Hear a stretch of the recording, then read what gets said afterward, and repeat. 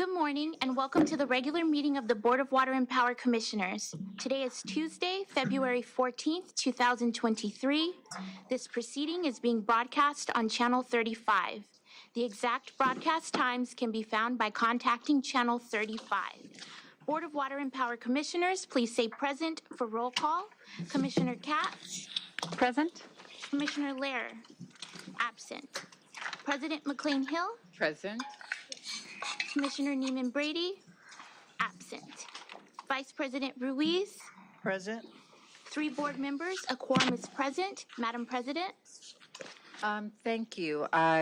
Commissioner LEHRER will not be joining us today. Commissioner NEEMAN BRADY will be arriving late as she got called away by an urgent matter. I will move my opening. Actually, as we know, this is Black History Month, and we have a management report today that recognizes Black History Month. I'm eager to have that report brought forward, and we will hear it. It is currently scheduled to be done immediately following the general manager or during the general manager and chief engineering report. So that's great. I'd also like to defer my own comments related to Black History Month to the next board meeting. I've had a lot to think about and am still, frankly, drafting those comments. So I am going to defer those until the next meeting. Also, I do not want to step on the thunder of Nesby, who's always so capable in these reports. So with that, I will move to general public comment. Good morning, speakers. Please be mindful that you will have 2 minutes to address the board. The first and only speaker is Ann Kim.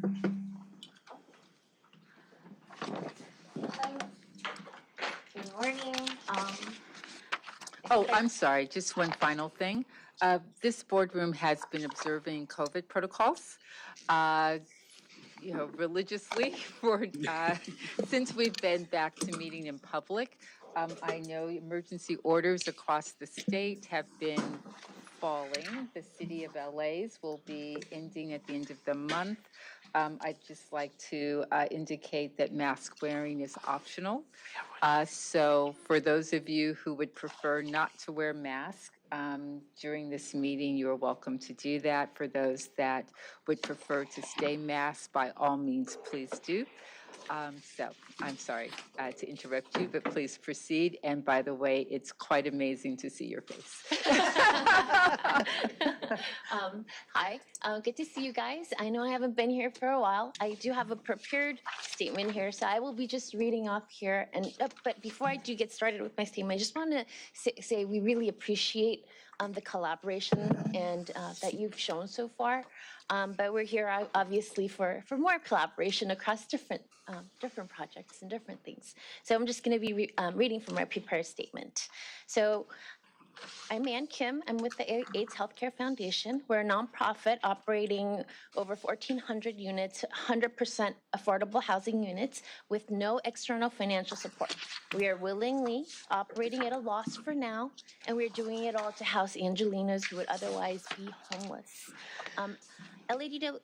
LADWP operates at a $250 million annual surplus from electric tariffs. And yet, AHF's LADWP electric cost for these housing operations is an absurd and staggering 20% of the average monthly rent we collect. As I've already told you about what we collect from rent. Our units are as low as $400 a month. Since June of last year, we have repeatedly requested LADWP to provide urgent relief from this disproportionate burden of electric tariffs. We still have no relief. This situation is unacceptable and directly contrary to Mayor Bass's emergency declaration and objectives to address LA's homelessness crisis. We believe LADWP, our city's electric department, can and should do more. We would like LADWP to create a recurring sustainability grant to cover at least 75% of this electric cost. So I know we've been working really well together across different projects, but we urge you to continue to support bettering LA and addressing the homelessness crisis. Thank you for your comments. Public comment is now closed. Thank you. Report by the general manager. Thank you, Madam President and board members. It's good to see all of everybody today, I should say. Appreciate changing the masking rules. A few items I'd like the board to be aware of. So first of all, and I think I know the board is aware, but I'd like the public to be aware that since we last met, Mayor Bass has appointed one of our senior AGMs, Nancy Sutley, as Deputy Mayor of Energy and Sustainability.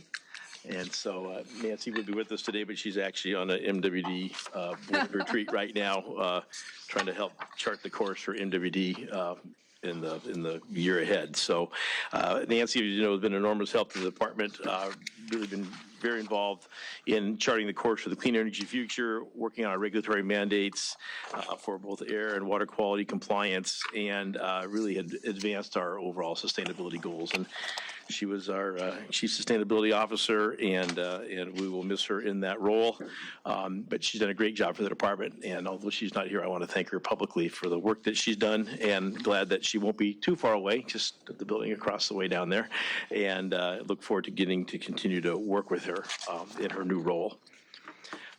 For the public's awareness, there's been an increase in scammers and utility imposters. They're becoming more sophisticated in the tricks they use for to try to get our customers to pay money. They are calling customers and threatening shutoffs without immediate payment for bills over the phone. Want to remind all the public that, first of all, we have no shutoff ordinance, and the board has passed a rule banning shutoffs, and so that's not even a threat to folks at this point, but also that we would never call and demand collection over the phone. And so this has been raised recently in the press, been carried pretty well in all forms of media in various languages to make sure that all of our customers are aware.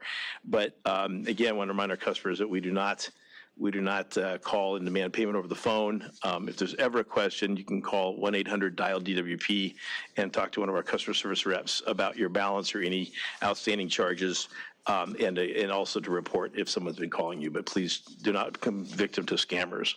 So Marty, is there a way to add that, just a little snippet on the bill itself? We do have print notices on the bill. I believe it could be added. Is Joe here? Joe, let me have Joe talk a little bit about some of the outreach that we've done on this, because it's important we get the word out in every way. So Joe, the answer is yes. We do have 6 billing notices where it's an extra sheet on the bill every year because we bill bi-monthly, and we use one of those for scam. Also, we use the little graphic space on the front in rotation with other messages. That's in addition to promoted social. This particular media push was just earned media that the general manager was reporting on. It was just a press release we put out, and we got a huge amount of interest in it, which was very appreciated because it's such a significant issue. CSD had let us know they had seen an uptick in calls and reports, just like other utilities are experiencing. And then I'm assuming we have it on our website, because people like me that I don't even get a paper bill, I do everything on the website, so. Yes, we have that on the homepage for reporting the scam, and we also rotate it together with the other messages on that space we have on the website. Thank you. Sure. Okay. Thank you, Joe. Tomorrow, February 15th, the State Water Resources Control Board plans to hold a public workshop to discuss Mono Lake levels. It's been an issue that's been going on for some time. We did put out a press release today about the workshop, and also reporting that with the recent precipitation up north, that the lake level has risen in the last within the last month or so, and it's actually 2 feet higher now than its lowest point in 2017, and we expect it to come up about another 2 feet due to the runoff this spring. We also have done surveys and found that the gull population that was concerned, brought up as a concern, is also thriving and at no risk from predation from coyotes that are nearby. So there's about a 400-yard trench or moat between the island that was considered at risk of being connected to the mainland and then the shoreline itself. So there appears to be no emergency situation at Mona Lake, and we're happy to work with the state in the workshop tomorrow to address lake issues and concerns and work with our other partners up there, not only in dealing with the Mono Basin, but also looking at the Mono Basin water supply as it relates to other water supplies to the LA area, both from Colorado and the Sacramento Delta. At this point, I'd like to turn over to Anselmo Collins first to give a brief report on the snowpack. I know we did our February 1st snow surveys, and then also he'd like to make an announcement about one of the trunk line jobs that was had a great milestone. Go ahead, Anselmo. Thank you, Marty. Good morning, commissioners. First, I want to provide a short water supply update. So LADWP hydrographers completed the February snow surveys, and I'm happy to report that the Eastern Sierra snowpack is currently around 171% of normal as of April 1st. So that means if we get no more snow, no precipitation, we'll be at 171% for April 1st, which is pretty significant. That's about the same level as it was in 2019. So that's really good news for us. The Department of Water Resources conducts their own survey for their area of responsibility, and they're reporting that the Northern Sierra, which is the source of water, some of the source of water for the State Water Project, is at 113% of normal, once again, as of April 1st. So all the snowpack information is very positive, and the snow surveys are done to confirm the electronic data that we get from our snow pillows. Given the wet conditions and the increase in the reservoir levels in California, you probably know also that the Department of Water Resources at the end of January increased the State Water Project allocation from an initial 5% up to 30%. And they're expected to have their next allocation update at the end of the month.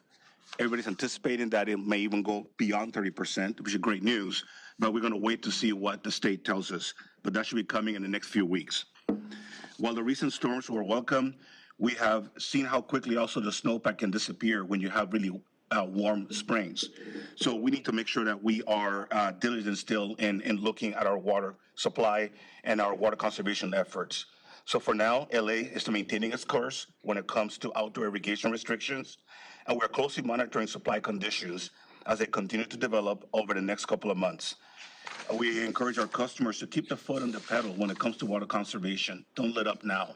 And we do encourage them to take advantage of our rebate programs, specifically the turf replacement program, which as this board approved, and as you're aware, we're now at $5 per square foot for turf replacement.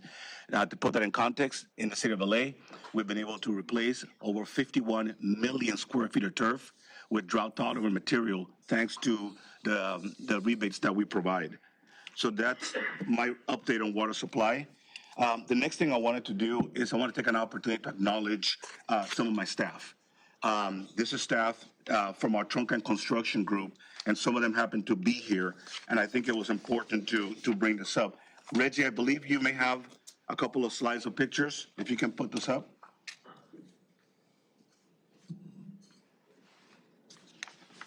Great. And this is a whole presentation that I'm not going to go through, commissioners, but I wanted to take advantage of the pictures to show you. But the Water Distribution Division has trunk line construction groups, which, by the way, the only utility that I'm aware of in the entire United States that actually has its own internal forces to construct trunk lines is LADWP. We have 3 crews that do this work on a regular basis. Commissioner RUIZ, you actually went to this particular job when you first started on the board. This is for the Foothill trunk line that we just completed, Unit 3. And it is a very significant project. So we replaced between 24 and 36-inch pipe that was welded steel and riveted steel. We replaced it with 54-inch ductile iron pipe. The reason why it's significant, this is earthquake-resistant pipe. So the joints are special joints that allow for movement, both horizontally, vertically, and also along the axis of the pipe itself. So typically, pipe will pull out of its joint when you have a quake. This particular pipe is built specifically to resist that. This is pipe that we purchased from Kubota Pipe. It's a Japanese company, has a lot of experience with seismic activity, and it's been tested significantly and proven to be quite effective. So our staff completed this particular project recently, and I wanted to maybe go to the next slide there, Reggie. You can kind of see a little bit of the size and the scale of this project. This is heavy construction. When this is being done, these employees are sometimes 20, 30 feet below the ground with the shoring equipment to make sure that they're safe, installing large, extremely heavy pipeline as well. Next slide. Here are a couple other pictures as well, just to give you a good idea of the scale. You can see the folks on the right-hand picture. They're in the trench, and it looks like a wall right next to them. That's all the shoring protecting them. And this is just the best and the brightest that we have in distribution working in these crews. So this just gives you a summary. Like I said, we have 3 crews. We call them crews A, B, and C. I know, not very creative, but that's how we identify them. And, you know, this is just an example of the great work they do. I think we have a list of the employees there, if you can keep going. And I'm not going to read them all, but these are the employees that work in this particular trunk and construction group. But I also asked that we had a couple of them be here, and I wanted to mention them and ask them to stand up when I mention your names. So I wanted to start up with the superintendent of trunk and construction, Danny Arriaga. Danny, are you here? There you are. Good morning, sir. All right. Also, Mr. Joe Powell, assistant superintendent. Joe? Thank you, sir. We also have the senior supervisor for the crew, Sean Bushler. Sean? There he is. Also, our engineer that works on all the trunk and construction jobs, Genevieve Hahn. Where's Genevieve? There she is, Genevieve. And all these individuals work in the water distribution division under the leadership of Mr. Leona Lindsay and also Lorenzo Campos. I think Mr. Lindsay is sitting somewhere in the back, being shy. Come on, stand up, Lindsay, so they can see you, please, sir. We know who you are, so you might as well stand up. Commissioner, I know, but he hates having to do that. That's why I asked him to stand up. and also Mr. Lorenzo Campos, who was sitting there, and he is the interim assistant division head. So I just felt that it was important to highlight the work that these individuals do and all the members of the water distribution division. But certainly, this is the kind of work that's very unique, that we are the only utility that does its own work. And I wanted to show off a little bit the great work that they do. And here you can see some additional pictures of the staff. So thank you very much. And Anselmo, not to mention that this work is being done in the valley, and it's hot out there. Yes, it is, Commissioner, very hot, yes. So when it's 110 degrees and everybody is in the air-conditioned room, these folks are out there handling the business. So very proud of the work they do. A couple other things I wanted to mention too. So on Wednesday, February 22nd of 2023, there's going to be the 2023 Water Distribution Tap-Off Competition. So we're going to have folks at our Silmar facility, Silmar West facility, providing, doing a couple of different things. We have something called pipe tapping, hydrant hysteria. These are all competitions, meter challenge, and hot flare. These are all different competitions. LADWP, as long as other utilities, will be competing. I'm sorry, where and when? This is going to be on the 22nd of February, so Wednesday, and it's going to be at Silmar West. That will be the facility just north of the filtration plant. That's where we have our training facility there. The good thing too is that in addition to that, we're going to have a health fair. Local 18 will be there. They'll have a booth. We'll have folks talking about benefits, and as well as our safety group will be out there. It's a great event from 8 to 3 p.m. in the afternoon. If you have an opportunity to go, it will be well received by staff. It's always a lot of fun. This is in preparation for the American Water Works Association competition. So this kind of gets things started for us. And as you know, we've been pretty successful throughout the years in those competitions. And then the last thing is, you probably saw that this morning, we did have a leak down in the harbor area. It was a 20-inch cast iron pipe that was 110 years old. And unfortunately, this morning it leaked. I will say that even though it was that old, it had no leak history.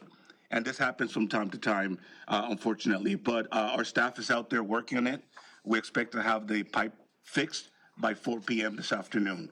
So this is more of the work that our water distribution people do. I will also just say that if you notice an increased number of leaks this time of the year, that has to do with the temperature of the water. Because of all the water we got, the snowpack and the rain in the Owens Valley, we're bringing down more aqueduct water. It tends to be colder. Because it's colder water, the pipes tend to expand and contract more, and eventually it causes leaks.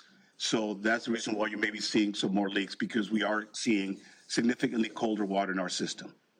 And that's the end of my report. Thank you, Marty. Thanks, Anselmo. I might note that we call it the tap out. It's not an MMA. This kind of. I assume this is Water's version of the lineman's rodeo? Exactly. Okay, I Exactly. just want to make sure that I'm clear about what's happening. Yeah, they race to Okay. install a hot tap on a pressurized water main and have to get it installed in record time without any leaks. And so it's kind of fun to watch. All right. So thank you, Anselmo. As President McCLAIN-HILL mentioned, February is nationally recognized as Black History Month.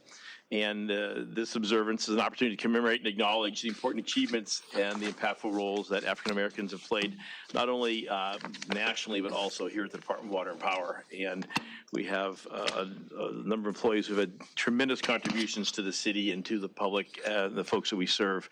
And so in honor of that, the Office of DEI and Corporate Strategy Communications have collaborated on a series of social media posts and videos highlighting the contributions of our African American employees and our rich history here. And they're being shared across channels throughout the month. And I just want to say I saw Anselmo's video, and you did an excellent job. Oh, thank you, Commissioner. Appreciate that. So, and there'll be more, I know we have, as you mentioned, there's the Nesby leadership. We'll be doing a presentation today. At our next board meeting, we'll be hearing from 2 student interns who were here last summer from Morehouse College. We've invited them back to give what I thought was a great report that they prepared. I thought it should be shared publicly. So they'll be coming back next board meeting. And so we have some more events coming up along those lines and much to offer. Also, not necessarily in conjunction with this, but very well related, in partnership with Junior Achievement Southern California, we're serving as one of the case challenging partners for a program called 3DE for 10th grade students at Crenshaw High School.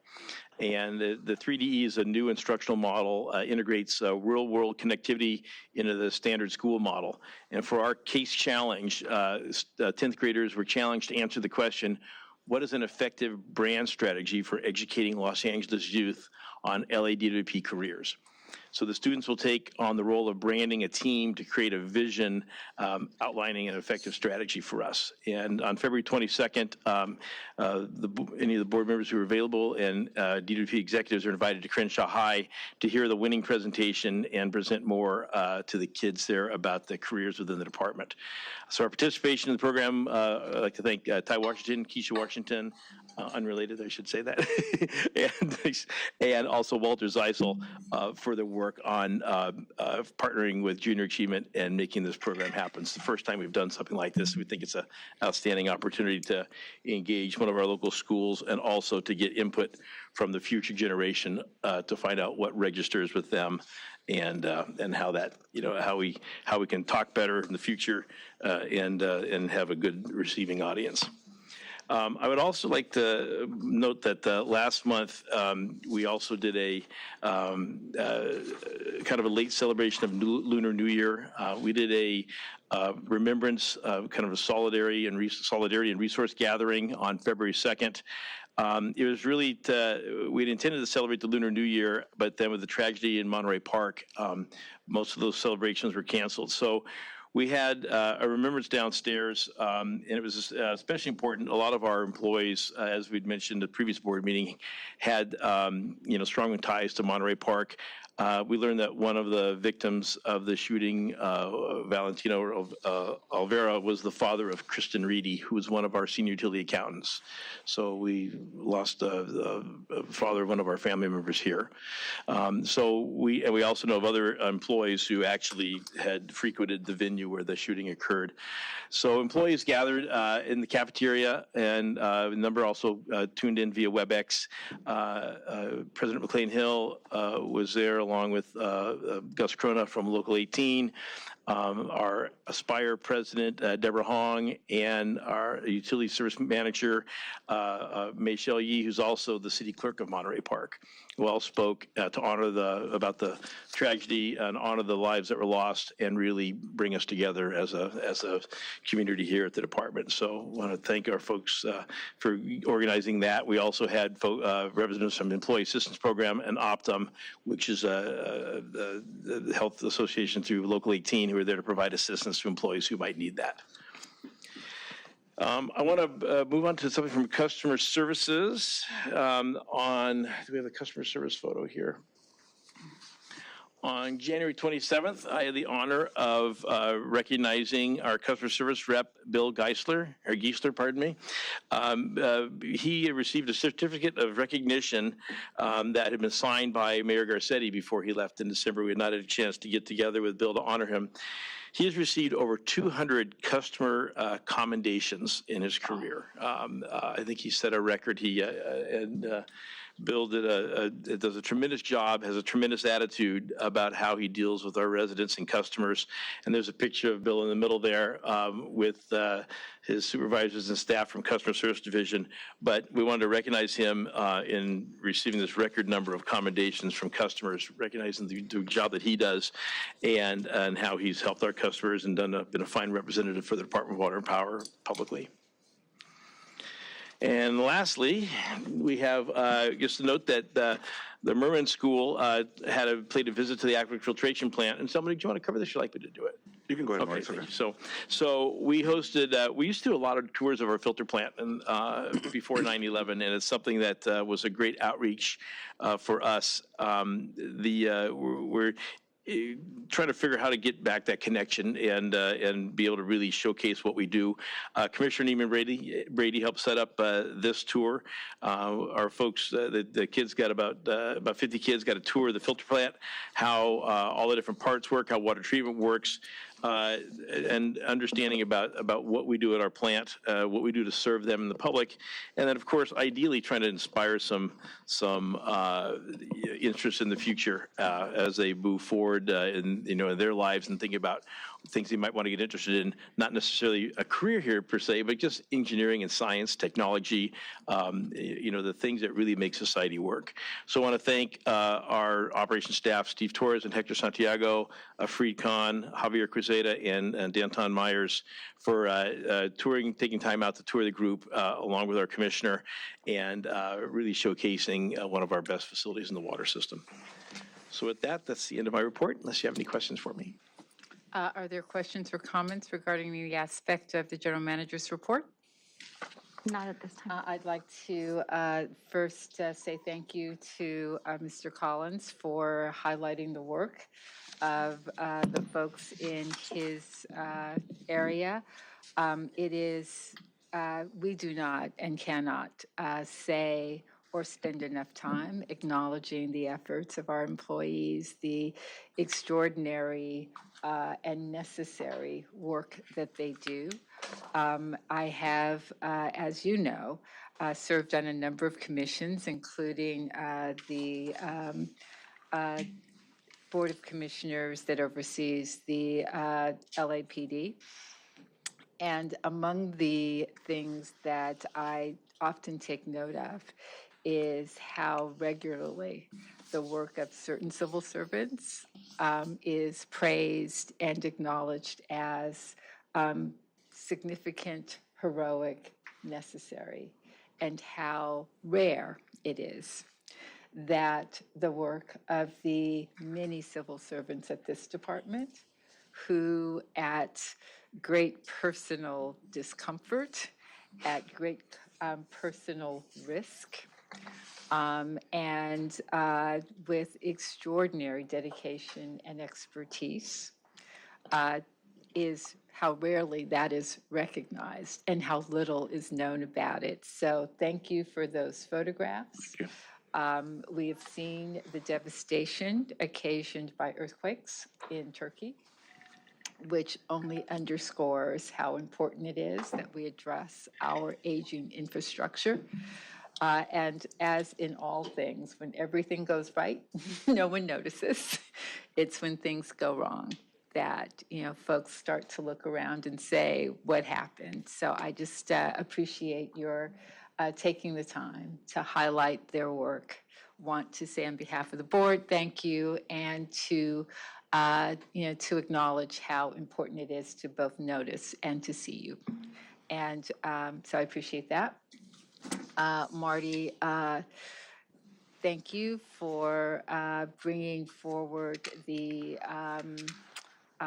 and amplifying the recognition ceremony and the gathering of this department, both in honor of Lunar New Year and also in solidarity with our employees and with our community as we all process the trauma of Monterey Park. It is a never-ending joy of being associated with this department, to see how people at the end of the day come together and stand with each other and support each other. And it is something that we should not take for granted in a world where the singing of the Black National Anthem can be a controversy at the Super Bowl. The ability for this department and its many employees to see need and to just be there for each other is a rare and enduring gift, and among the things that makes us so much stronger. And then finally, super excited every time that we're engaging with young people, and really pleased that we are back in the business of supporting field trips and personally able to inspire and to cause young people to get excited about careers that are STEM related or that are utility related. Who knows where it'll all lead, but exposure is incredibly important. So really happy to see that as well. So with that, I'm looking at our agenda. We're going to go through G. We will skip H and I, and bring J1 up for a presentation, and then we'll go back and pick up on H and I. So I am unaware of any motions that will be introduced. So we can move to F. Are there comments from the ratepayer advocate?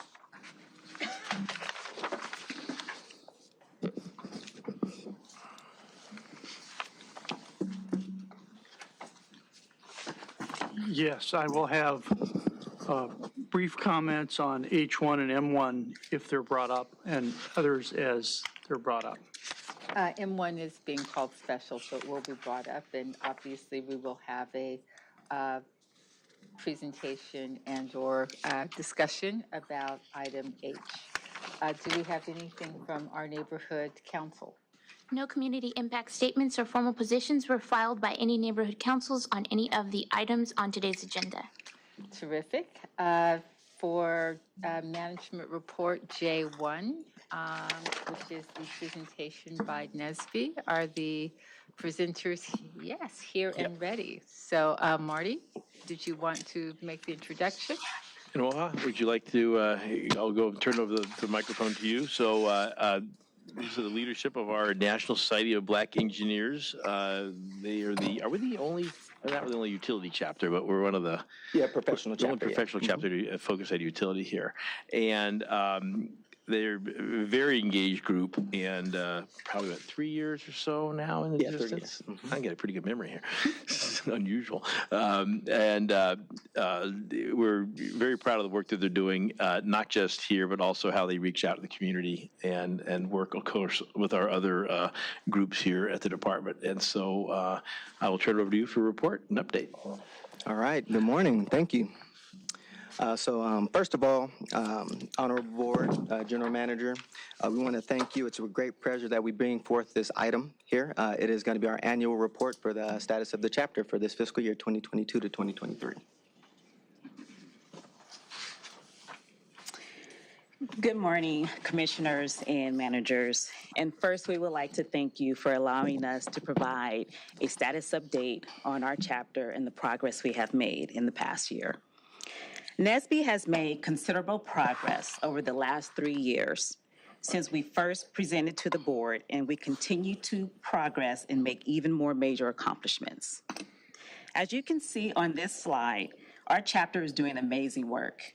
We were awarded the Small Chapter of the Year by Nesby Regional Executive Board at the National Convention. And on behalf of LADWP Nesby Professionals Chapter, we thank you for your continued support and for allowing us to present to the Honorable Board today. In this annual report, we will provide an overview of important topics, such as our core goals, our engineering hiring data over the last year, our most important accomplishments by the chapter, events that show implementation and execution, along with other areas where we have made progress with upholding and our commitment to serve the community of Angelenos and LADWP employees to enhance diversity, equity, and inclusion. Okay, so this next slide here is just showing our chapter's mission here and some of our core goals. As you can see, it's professional development, which is a very key goal for our chapter, recruitment, community, and STEM. And so our chapter over the past year has continued to actively work to accomplish each one of these goals, okay? These following core goals, with respect to professional development, community, and STEM, is also with the recruitment of African-American engineers at the HBCUs has been very important, especially here at local campuses and universities. And we've been doing this with abundant efforts over the last year. We as a chapter have continued to take action in accordance with these goals by having our members actively plan, coordinate, and participate in tasks, events, and other things of that nature corresponding to accomplish and achieve these goals. So we have done this on our own as a chapter, but also by partnering with LADWP Human Resources and also the Diversity, Equity, Inclusion Office. Our chapter continues doing our part to build a more culturally enriched workforce and to provide opportunities for employees and professionals with their professional development and by reinforcing the pipeline for STEM and our future engineers. So pertaining to our community and STEM outreach efforts, the work of this zone over the past year has continued partnering and supporting organizations to provide services in our community, such as partnerships with our Nesby Junior Inglewood chapter, which is the high school chapter who we partner with. And also, we partner with the Delta Sigma Theta Incorporated, Inglewood alumni chapter. And these works have promoted engineering and STEM to K through 12th grade students here in Los Angeles.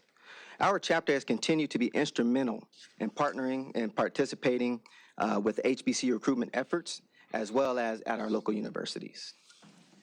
So our work regarding professional development is another key core for us, and we've done this and provided this to DWP employees, and we continue to enhance the workplace with these efforts. So this was done with events such as the Pathways to Engineering Workshop, which was presented by one of our chapter leaders, Manuel Walker, and coordinated by our professional development chair, Mrs. Evelyn Smith-Lynch, who is now since retired. And also, in this workshop, it was an excellent workshop for those who did attend. We did have a good turnout, but it was to prepare our young engineers with learning about licensure, okay, your professional licensure for the PE and the FE examinations, as well as some advice regarding your engineering experience and career opportunities here within the department. And so our chapter has accomplished a lot over this past year. Here is a look at the 2022 hiring data with respect to African Americans in comparison to all new hires. The breakout is shown by systems with breakdowns for hiring data of African American females and males. As you can see, we have a lot of work that still needs to be done. In order to close the gap on African Americans with respect to all new hires, in particular, we need to focus more resources and efforts in hiring African American women across all systems. So now this next slide is a look at the 2022 hiring breakout with respect to African Americans in engineering at DWP. This breakout is shown by system, and the data considers, the main classifications that we have: civil, mechanical, and electrical here. The power system was able to hire 7 engineers last year. Joint system was able to hire 1. In total, we had 10 African American engineers that were hired through our efforts for 2022. And so, the data shows that we do have a steep hill that we have to climb here, and we're continuing to climb that hill. It's going to take the full support of our honorable board, as well as DWP executive management and the DI office, okay, and all of the systems who have been supporting us, so we do appreciate all the work that everybody has been contributing so far, in order to increase this and ensure that, we have future increases year in and year out here. This can only be remedied, with policy and process improvements to our antiquated hiring processes. Our chapter is currently working with the Human Resources Department and DIO office to remove as many roadblocks in this process as we can. If we want to be industry leaders of the future, then we need to bring our policies and practices into this modern era here, just like the other industry leaders today. Otherwise, we'll continue to see the disparity, and we're going to lose out on high-value engineers and STEM candidates that can lead this department and aid in solving our industry challenges that do lay ahead of us here. So just remember that the engineering students of today will ultimately be the professional engineers of the future. So I do have a question. First of all, thank you for the presentation and thank you for this information. But I'm wondering if I can have some context, like we had. So you had, if you can go back to that previous slide. Sorry, yeah. Mm-hmm. So if you have, say for example, it shows 1 safety engineer male hired. Yes. But do we have the number of like how many overall safety engineers that are hired? So what are? Yeah, we do have so the the data. percentage. Yeah, we have the breakdown. We didn't provide it in here. I believe the total hires for last year was about 120 engineers or so. So 120, and then total. according to this, there was 1 male African American. Yeah, correct. 120 total, right? Yeah, total of all engineering Department-wide. classifications. Okay. Yeah. Mm-hmm. So there's obviously, these numbers are very low. Correct, yes. Because that's what I was trying to get at some context. That is correct, yes. Thank you for that. Yes, no problem. Okay, on to our major accomplishments, something a little lighter. Some of the exciting things that we have done over the last year was the Magnificent Black History event series. This series of events covered Chef Paul Ramey's exquisite cuisine where he made jambalaya. And it was such a great experience. Employees afterwards who had attended had stated they had never experienced anything before and was very appreciative. The events also included a presentation of the Legacy Award to an LADWP and industry legend, Mr. Willie Gibson. The series wrapped up with a presentation by a few of our chapter members, sharing their personal experiences, showcasing the diversity of African American culture here at the department. This series of events provided an enriching cultural experience for department employees. And as you can see, we posted pictures of some of the cultural traditions that some of our employees shared with us. So just continuing with some more major accomplishments for last year. Of course, for those who did attend, we had that Juneteenth celebration. Marty, Cynthia, board president, thank you. And our president, in our professional development conference, that was a huge hit. So, we held that annual Juneteenth celebration. It was here at JFB. This event was filled with wonderful remarks regarding the significance of Juneteenth by our board president, Ms. McCLAIN-HILL, and general manager, Marty Adams. We also had an African-American storyteller, which was in keeping with our African-American traditions, okay, for celebratory events. So that's, that's how we're bringing in keeping the traditions of the culture going. Also, we had the Shine Mawasi All Women's African Dance and Music Ensemble, which is world-renowned. We had African-American food trucks, and that gave the final touches, on that experience as far as a traditional celebration, because, we're all about good food and good family and good celebrations. It was a remarkable cultural experience for DWP employees, for those who got to attend. And over the past year, some of our members were able to participate in our Nesby Professional Development Conference. So this event was filled with many different industry leaders, such as Dr. Njima Frazier, who is the Assistant Deputy Administrator of the U.S. Department of Energy's Nuclear Security Administration. So Dr. Frazier, I believe she's 5 levels just below President Biden. So this is a very significant accomplishment. And, I was in a workshop with her, and it was just, I didn't hold a candle to her accomplishments. She had like 4 degrees and all kind of good stuff. And so it was just meeting professionals in the industry. It just inspires you to want to continue to do more and excel and be excellent. And so, this event helped to enrich the professional development of our chapter members, ultimately making better DWP professional employees. Some additional key events, I know we do a lot of events, as everybody can see, that we held and participated included community engagement, the STEM recruitment, mentoring, and professional development over this last year. Just to name a few of them, we participated in the Kingdom Day Parade. Thank you, Marty, for coming out, last year. And also the Fall Regional Conference. And also we continue our mentoring series workshops. So that's another key thing that our chapter does. We do our mentoring series. All of these events are making the workplace and employees better all around and upholding our commitment to serve the community and our youth. So as you can see, we've accomplished a lot, and we're going to continue. This slide shows more of the upcoming events that we have planned for the calendar year for 2023. These programs are designed to increase professionalism, recruit the high-value engineers, promote STEM among our youth, and to build a community that provides a vibrant experience for all our employees. Okay. And here we have our current executive board. So as we close this presentation, I'm very grateful to continue our work with a magnificent executive leadership board that is responsible for all of the accomplishments that we have seen today. They continue to overcome the many challenges to put on these events and programs to positively impact the community. This chapter's leadership provides opportunity for employees to shine and showcase their impressive skills and experience and ultimately become leaders of LADWP.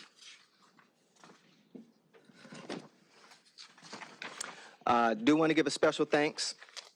So lastly, I would like to thank my chapter membership, President CYNTHIA McCLAIN-HILL, our AGM, Marty Adams, our DI Deputy Director, Robert Matteau, and all of the executive management for your continued support. So we do appreciate everything that you guys assist us with, because as you guys can see, we do a lot and it's very challenging, and we couldn't get it done without the support of our executive management here. So all of the executive management, you guys make this happen. And, these important programs and events wouldn't be possible without your assistance. So from our chapter, we thank you all. And that concludes our presentation. Thank you so very much. I appreciate it. Are there any comments or questions regarding this presentation? I just want to say fabulous presentation, and thank you for everything you do. The events are meaningful, and I know how much work goes into putting on an event, so I just want to say thank you and keep up the good work. Thank you. I would echo that. Incredible amount of engagement and what looks like really wonderful programming. So thank you, and look forward to the continued updates in terms of, recruitment and all of that as well. Thank you, commissioners. Thank you. Appreciate you both. Thank you very much. Thank you.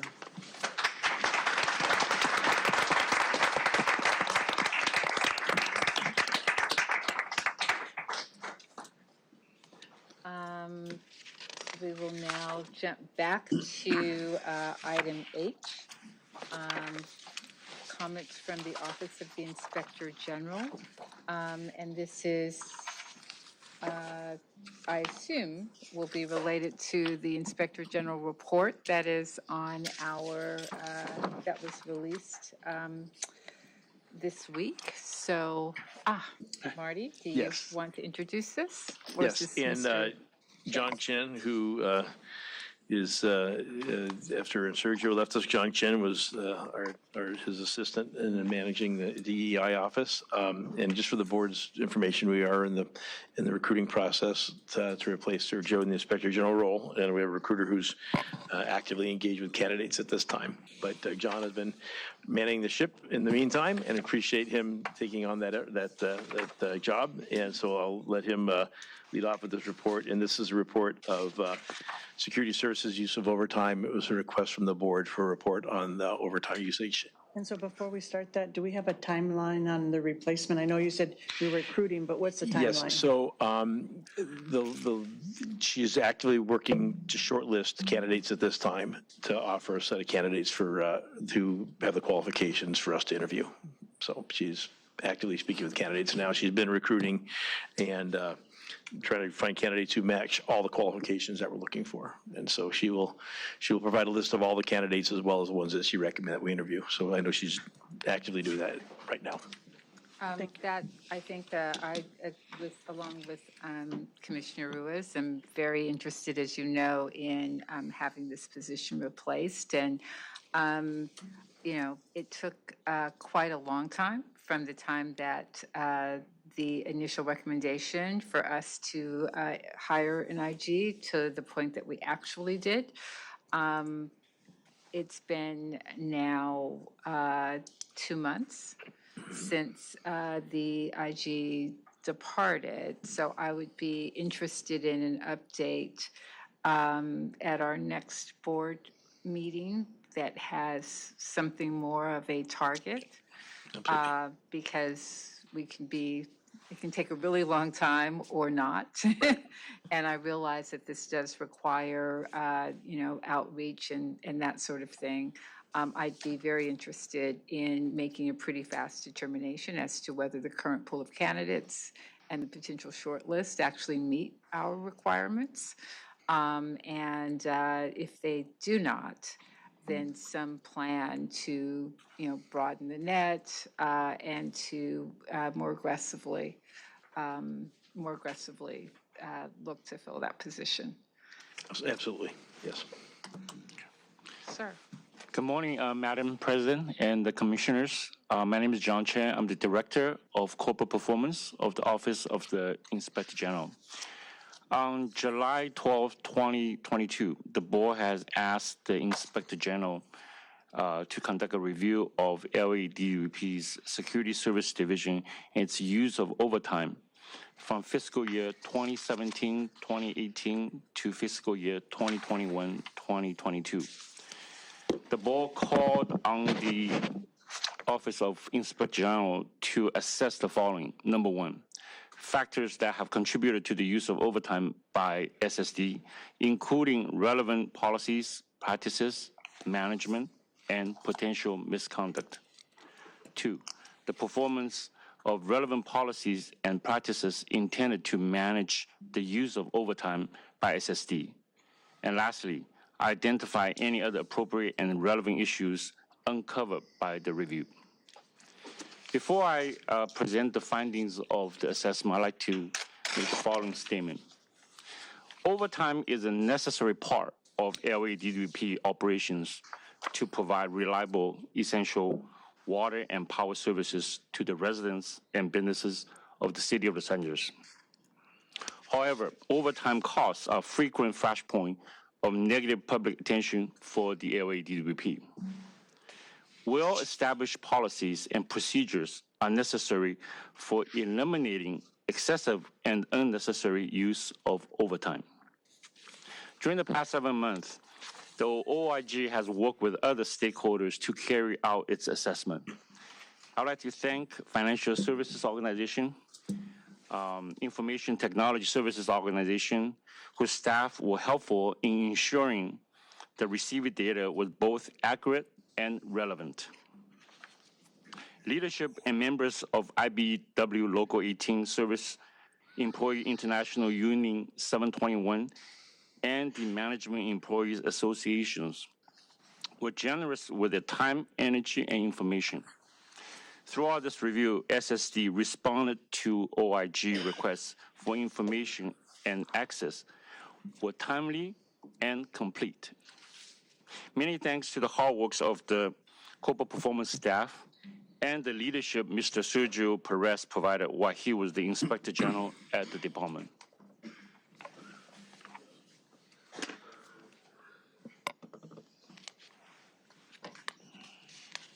So here are the findings, summary of the findings. The use of overtime by SSD during the 5-year review period was consistently higher than of the LADWP as a whole. Written policies regarding the use of overtime by SSD are largely non-existent and do not provide enough guidance to its management staff to ensure that the discretionary use of overtime is always appropriate and justified. SSD practice do not result in consistent record keeping, tracking, or oversight of overtime. The reporting, approval, and tracking of overtime hours work is sometimes informal and large carried out by administrative staff that is under-resourced given the size, geographic spread, and complexity of the SSD's operations. As a one other note, the issues detailed throughout this report are likely present in various form and to varying degree throughout the department.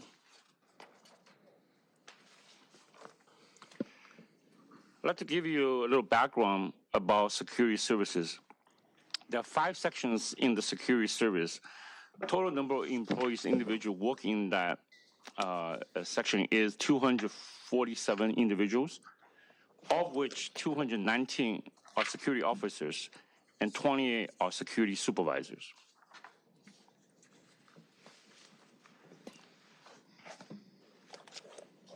The data we used, the 5 years of payroll data used for analysis was extracted from the Employee Information System attendance record for fiscal year 17-18 to fiscal year 21-22.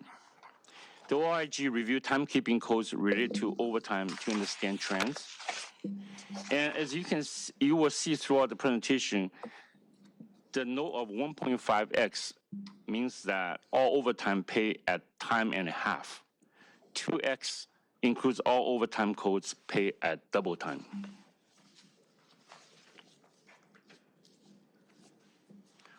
Over the last 5 fiscal years, Security Service Division employees have earned overtime at a rate of 66% of their regular pay. SSD employees earn nearly 3 times more overtime compared to all LADWP employees. So, John, can you go back, because you were talking about the 1X and 2X, and Yes. can you explain to me the difference in when those are applied? Because I just don't know. Sometimes overtime, if you work more than 8 hours a regular shift, you get 1.5 times more when you work, let's say, on the 9th hour. Okay. But sometimes you work over holidays, weekends, or there are special call situations, you actually get double pays. And sometimes it also relates to your particular MOU that provides the guidance for how overtimes are applied for the employees. Thank you.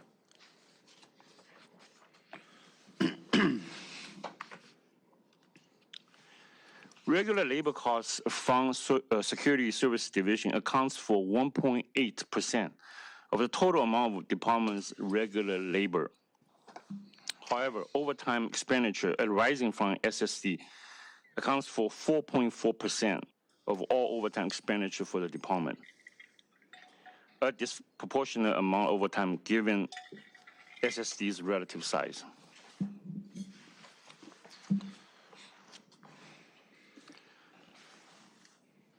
Costs associated with overtime by SSD staff increased significantly from 2017 to 2020, peaking in fiscal year 2020 and moved upwards by an average year-to-year rate of 14%. Since 2020, overtime costs have plateaued.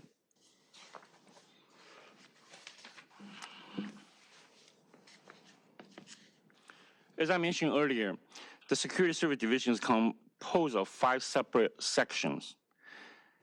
One section, the uniform security section, accounts for 98.5% of all overtime hours worked and 98% of all costs incurred for those hours.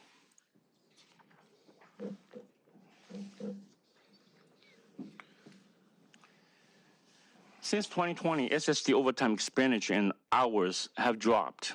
The data suggests that drop is due to a reduction in the use of supervisor overtime labor, and similarly, a drop in regular shift hours paid at overtime rate. There was a decrease of 65% in supervisory OT from 2020 to 2021.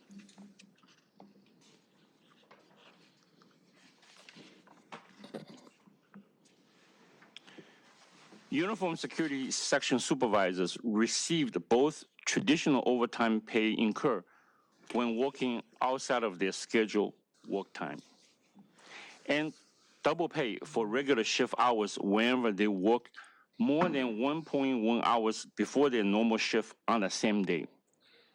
To better understand how much traditional overtime was actually worked by the supervisors, the OIG disaggregated overtime hours from regular shift hours that were paid at overtime rates. On average, nearly 30% of hours paid at double times were actually regular shift hours, not true overtime hours. This percentage was above 30% from 2017 to 2020. Can you repeat that again? This percentage was You said 30%? on average, nearly 30% of hours paid at double time were actually regular shift hours, not true overtime hours. So essentially, the way it works with the labor contracts, and you can certainly correct me, Marty, if I'm incorrect in moving this, providing this explanation. If you come in ahead of shift, so before your normal shift, and you said an hour and a half at that time? 1.1 hours. Oh, 1.1. So is that whatever, 1.1 hours before your regular shift. That entire shift, so that hour, 1.1 hour, plus your entire regular shift becomes double time. So the question comes, why would you do that? Well, that is a question. And so in reviewing or in the analysis provided by the IG, they determined that, more than, 30% of the hours that were designated, that we paid double time for, were actually hours that would have otherwise been the person's regular shift. So we didn't get additional hours. We just got that 1 hour plus their regular shift. That's part of what the analysis is. And I know that we've since had some revisions to the labor contracts. Has there been something that impacts that particular provision of the labor contract with the IBW's new contract, Marty? Yes, and you're correct in your explanation. So they're under the previous contract, if you work basically more than an hour, so it goes in the timesheet as 1.1 or greater. So if you were called in to cover a shift or called in to start early for some reason, it would make that entire day become overtime. And so that has since been corrected in the new MOU. And so that is no longer offered. There was certain bargaining units within IBW contract, and that's no longer part of the contract. So now if you come in an hour ahead of time, it's just time and a half, and then your shift is normal. But there are still circumstances under which working before shift, what do you guys call it? BSN? Before normal shift. BNS. Before normal shift. I'm going to get these acronyms right eventually. That's a tough one because it seems backwards. But yes, before BNS, right. There's still circumstances where that will trigger an overtime, a conversion of your entire shift Right, to and overtime. that's usually if you're part of a crew that gets called out and you're making a repair overnight on water or power, and then that continues into your regular day, then those would become overtime hours. How many hours is it, Brian? Is it? So for a call-in, so if any time 8 hours before shift, your shift gets covered at double time. A call-out 4 hours before your normal shift. Right. And your shift gets covered at overtime. Okay, and could you please explain for us what the difference is between a call-in and a call-out? So if you're scheduled to come in more than 8 hours beforehand, it would. If it's less than 8 hours, then no. If you're called for an emergency restoration, so a phone call made to you, right, your time starts at that point and you'll come in and work overtime, and then your shift will carry into double time. If it's more than 4 hours. If it's If it's more than 4 hours, correct. Okay, So if you come out in the middle of the night, but for, so it's a different from the normal calling to cover for somebody. and does that continue to apply to the Security Services Division in the same way? Because there's, I mean, he's describing what's happening in the power system. Yeah, it's the same bargaining units that are changed. So someone would have to have a reason to be called in. They wouldn't typically have an emergency unless, we could have an emergency, I guess, but it would not be part of our normal routine work It that we wouldn't do. rise to the level of 30%. Would not rise to this level, right. Okay. Right, we're not rise to this level. It'd be an exception, unlike a water or power restoration emergency, right? All right. In 2021, that 30% has been dropped to 18%. So there has been some improvements in that area in reducing the use of BNS.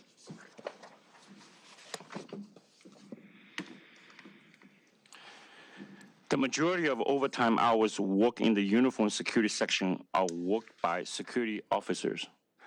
Security officers earn overtime mostly at 1.5 times rate, but 45% of the hours are earned at double time. Supervisors make up a significantly smaller portion of the section's overtime hours. However, 70 to 90% of supervisor overtime was charged at double time.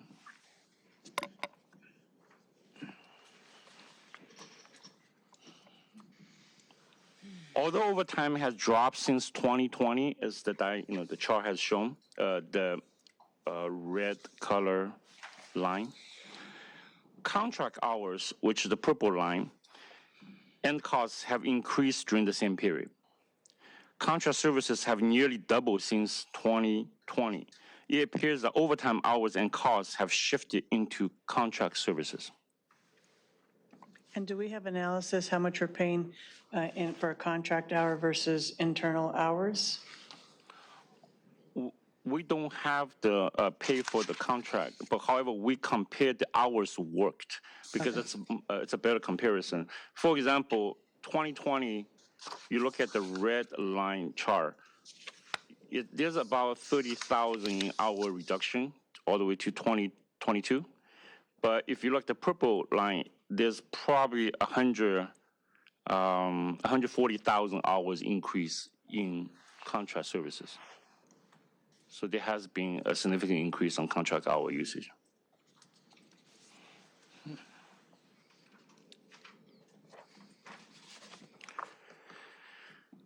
The next chart shows the amount of overtime chart against the number of employees working in the group for SSD.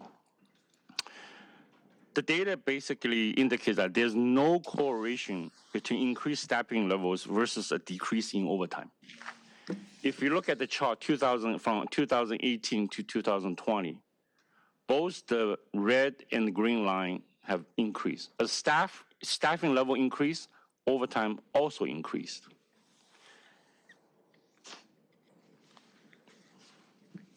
So was there an assumption that you got more people and the overtime would go down? I think More than an assumption, it was actually a statement that was made that part of the reason we had so much overtime was because we couldn't hire enough people. So if we just hired people, then, there was a direct correlation at a previous meeting between the number of people that we had on staff and the amount of overtime that was being worked by the people that we had on staff. So it's curious that that does not bear itself out upon review. So here are the recommendations by the OIG, Office of Inspector General. There are procedures in place to track the amount of overtime work.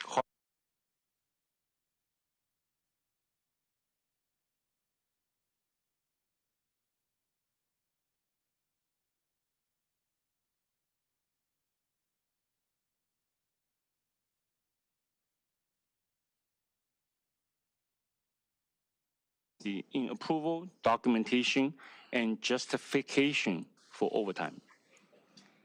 Number two, LADWP management labor should work together to address the shortcomings of bidded position system. So anytime in any day, you may have 200 officers working at the various locations. Each of those work locations are bidded to a specific officer.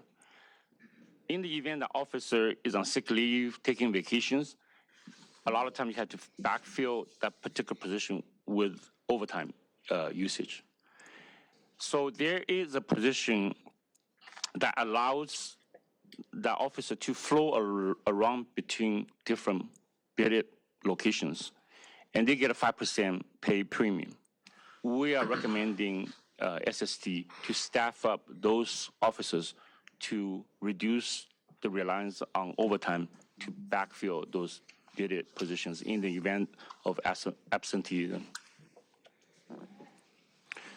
Number three, there's a lack of systematic document methodology to guide a decision maker in overtime labor deployment.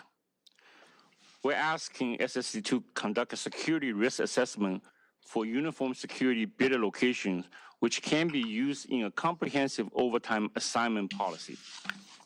This entails assigning a facility security level to all DWP facilities requiring security services. Including in this analysis is determining risk in LADWP facilities, identifying a desired level of protection, identifying when the desired protection is not achievable, and developing staffing level alternatives and risk acceptance when necessary. Number four, SSD lack the discretion to rebuff requests from other systems for services. For example, the special assignment begins and ends at the discretion of the requesting system. So we're asking SSD to conduct an analysis of special assignments that will enable SSD to characterize those as certain types and be assigned a facility security level and required level protection similar to that developed for bidded locations. Currently, all special assignments on overtime basis.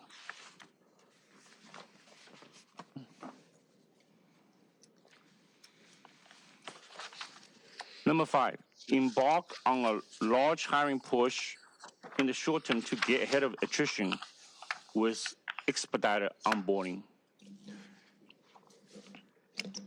Hiring officers in the right fashion and addressing the right area of needs based on security assessment and based on the need to do so is very important. Otherwise, you can continue to hire a lot of officers, but your overtime will continue to rise with it. Number six, apply best workforce management practices to current shifts and schedules for all bidded posts prior to annual bidding to optimize scheduling and align shifts with operational needs. Seven, create a scheduling team responsible for entire uniform security section's scheduling function to ensure consistent application of overtime policies across all shifts. Increase the use of electronic record keeping, including meeting minutes and signed overtime approval forms. And lastly, expand the use of technology beyond regulatory facilities. Prior to the completion of the SSD review of overtime report, SSD was given the opportunity to review and comment on the draft report. SSD provided their response to Office of Inspector General with general comments on January 3rd, 2023. On February the 8th, 2023, a revised response was provided to OIG by SSD. The updated response document included the acceptance of all the recommendations stated above. It outlined a detailed plan with specific actions, responsible managers, and completion dates to address the issues related to each recommendation. It is my understanding the current overtime rate for SSD has been reduced to 37% from 66%. We look forward to monitoring the progress SSD will be making on changes to permanently reduce its over-reliance on overtime in its operations. Lastly, we recommend that SSD to come back to the board to present their status 6 months from now. That concludes my report. Thank you. Thank you. Marty, did you have, or is there anyone else on staff that has any, from the management that has any questions or that has any comments about the report before we move to the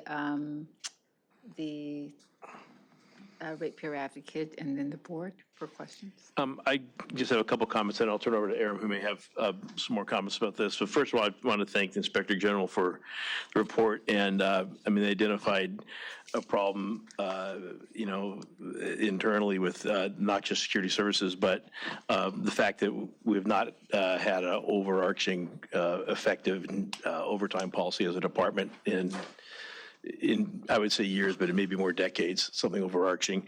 The senior management team and I are currently reviewing a new overarching overtime policy for the department, under which all divisions will be expected to set an exact policy for how they implement and monitor overtime. Key to that is better tracking and better retention, and real calling out exception reporting to make sure that things do not get out of what we would consider to be the norm without fully understanding what the situation is, if it's an indication of staffing or process or just lack of oversight, whatever the drivers are, but to understand that overtime is a tool. It's an important tool in terms of serving our customers, but it's one that we have to ensure that it's not being abused, that it's being managed and used appropriately, so that the customers have confidence in how we are spending the rate dollars as we move forward. Okay, so Marty, you said that senior management's developing a Right, organizational policy. What's the timeline on that? So I will have it done to present to the board by the end of this month. And so I had a draft framework out and have received some comments back. And it's a framework under every group, of course, has a little bit different situation depending on how operational they are in terms of emergencies and response. So, and there are a number of individual policies out. Most groups have individual policies. Some are very robust. Some are very not so robust. And so it's to provide a constant framework under which basic principles are adhered to, basic reporting is adhered to, and so we can always roll those reports up and also present them to the board so we have accountability and transparency on overtime use and that it's managed as closely as possible. And so my goal is to have that policy presented to the board at the end of this month, or But you said we haven't had one in a couple of decades. Is there a reason why? We don't. When I would say there are policies in the department. There are current policies in virtually every work group. There has not been an overall policy in a number of years, and I don't know. I'm trying to find the last working policy. It's very general, so we're trying to correct that. I'm having difficulty, and I'm sorry, but I mean, this report is difficult on a number of levels. So first, it is a report documenting practices that have been unchecked for 5 years, and not practices that anybody here managing this organization was unaware of. Not only that, if you look at the report, you see an order dated June 20th, 2014, calling for audits of overtime that was put forward as corrective action that never took place. In addition, this board has been pointing out that there is a problem with respect to not just overtime here, but overtime generally. And the report documents or identifies not only shortcomings as it relates to SSD, including things like self-reporting. But I know that that's not the only place that that takes place, and so do you. And when we talk about, or when you say that, we are, going to monitor and are beginning,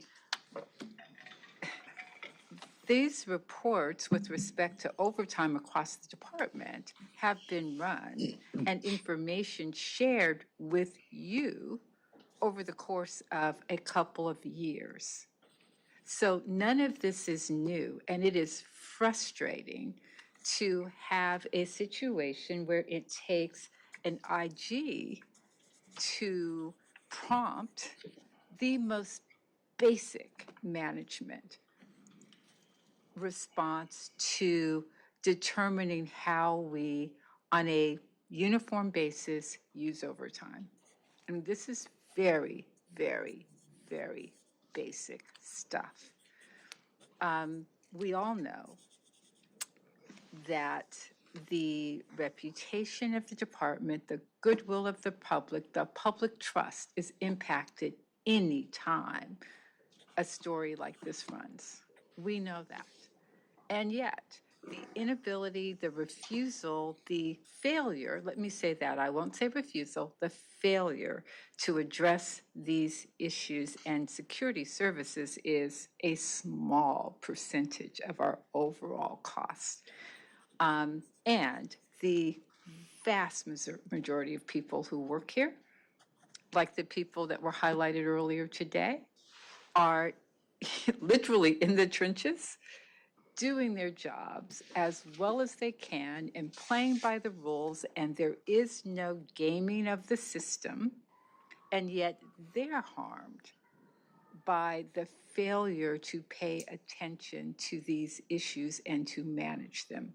So I think what I'm looking for is I am looking for, first and foremost, an acknowledgement of failure, and not some slapdash, quick response about what we're going to do now, but a very comprehensive review, not just of a policy that we write down, but also some accountability related to the actual implementation of those policies, because the things that are most disturbing are not just what happens, but that no one seems to be accountable for it.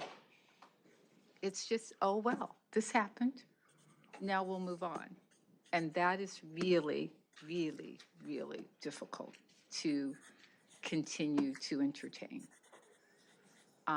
It's not the IG's job to drive accountability. They are a backstop, not a driver. And it is our job to work with senior management, but it is also not our job to be at this level of the weeds. So, so I would, think long and hard about responsibility, accountability, performance, and how all of that looks moving forward, and recognize that this is the tip of an iceberg that unfortunately is not small. Dr. Pickle, did you have comments? Yes.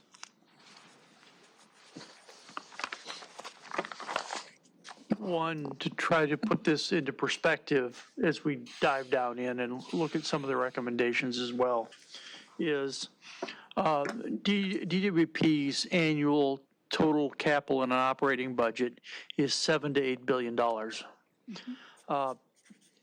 salaries, pension benefits, and overtime are about 2.5 billion. Base salary is about 1 billion. So the total costs here are in the range of $300 million. So this is a small portion.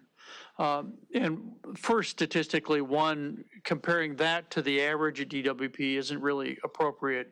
You need to look at the other high potential risk areas, and field work is one of those. And field work and trouble, especially trouble, you don't want to send those guys home when you've called them out, is high as well. And I say that as the official cheap guy, but reliability is even more expensive than cost in many instances. So you have to do this assessment looking at just not overtime, and looking at dollar overtime because of the complexity of the contracts is not really a good measure. You want to look more at the types of overtime, and it turns out early on when I arrived, we started looking at overtime. A measure that looks at paid overtime and earned overtime because you're being paid compensation. You got to count both those hours, and you have to look at it over normal, so that when people are starting to reduce normal hours because we're turning a shift into overtime, you just want to do paid overtime, earned overtime, not paid yet, over normal, and that will really spike when things are getting out of whack. So that's an important way for monitoring that. But you also need to think about the risk. If it was high-end cafeteria operations, which we don't have right now, I wouldn't be as worried. But if it's high in an area like security or trouble or a lot of the field work, you really need to worry, and you need to worry about staffing. So I think it's important to look at this on what I call a consulting mantra. We need to monitor this. We need to measure it and consider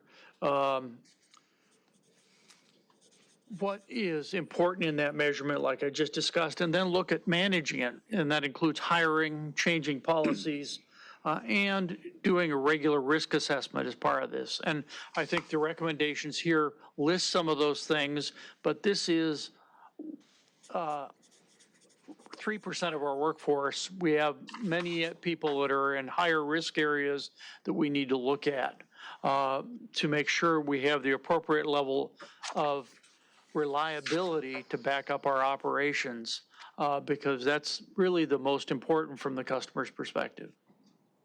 No, thank you. It's why the finding that this is not confined, this level of kind of whatever happens, or the lack of policy that can be measured, monitored, reviewed, and oversight, that being not confined to, again, this very small area of the department, but that being something that exists potentially department-wide is such a significant and important finding. And then I will simply say that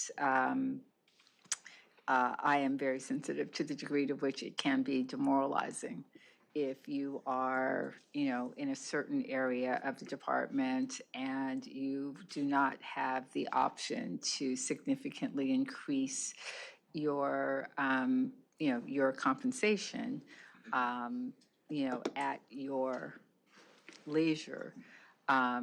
And you believe that there are people in the department who have that without adequate justification, it just creates a level of demoralization that I think we want to be sensitive to.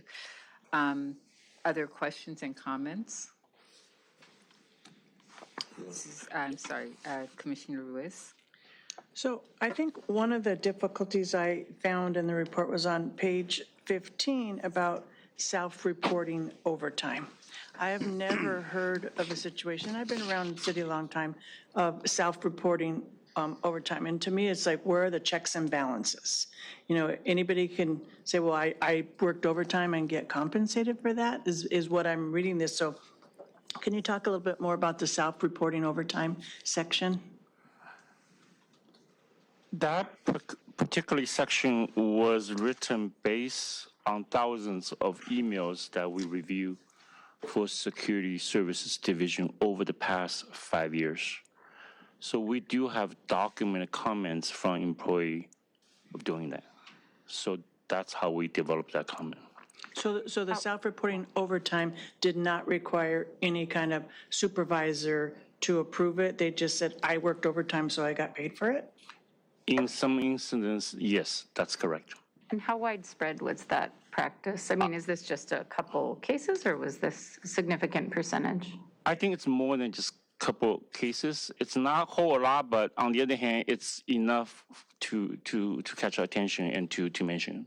I mean, it's a sort of just breakdown in process where, you know, in theory, you're supposed to have both justification, documentation, and management sign-off.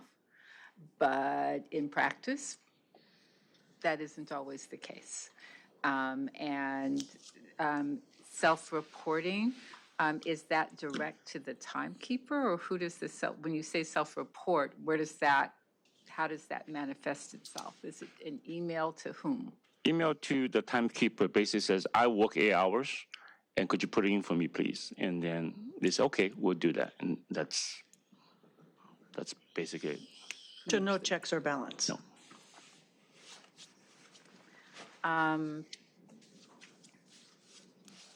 Yeah, I mean, that just represents a kind of systemic breakdown, because you have the bypassing of formal controls, and you also have the timekeeper, you know, accepting that input and moving it forward. I'm just because I don't know, in whose organization does the timekeeper sit? This is regarding SSD security. So it would go to someone who sits in the SSD organization. It goes to that timekeeper. I assume there's someone that keeps time for various divisions. There's one person that handle all the timekeeping. All the timekeeping, and then Yes. that goes to FSO. Is that how that works? Yes, financial services would receive the information from the timekeeper. And to whom would the timekeeper be? Who would the timekeeper report to? And again, I'm just curious as to, from a structure perspective, because we often point to people, you know, that are actually doing X, Y, and Z, but everybody has someone that they report to, and that I would expect them to be in some conversation about how they're performing their duties. So who would a timekeeper in organizations report to? The admin staff reported to the utility administrator, which reported to more senior managers at SSD.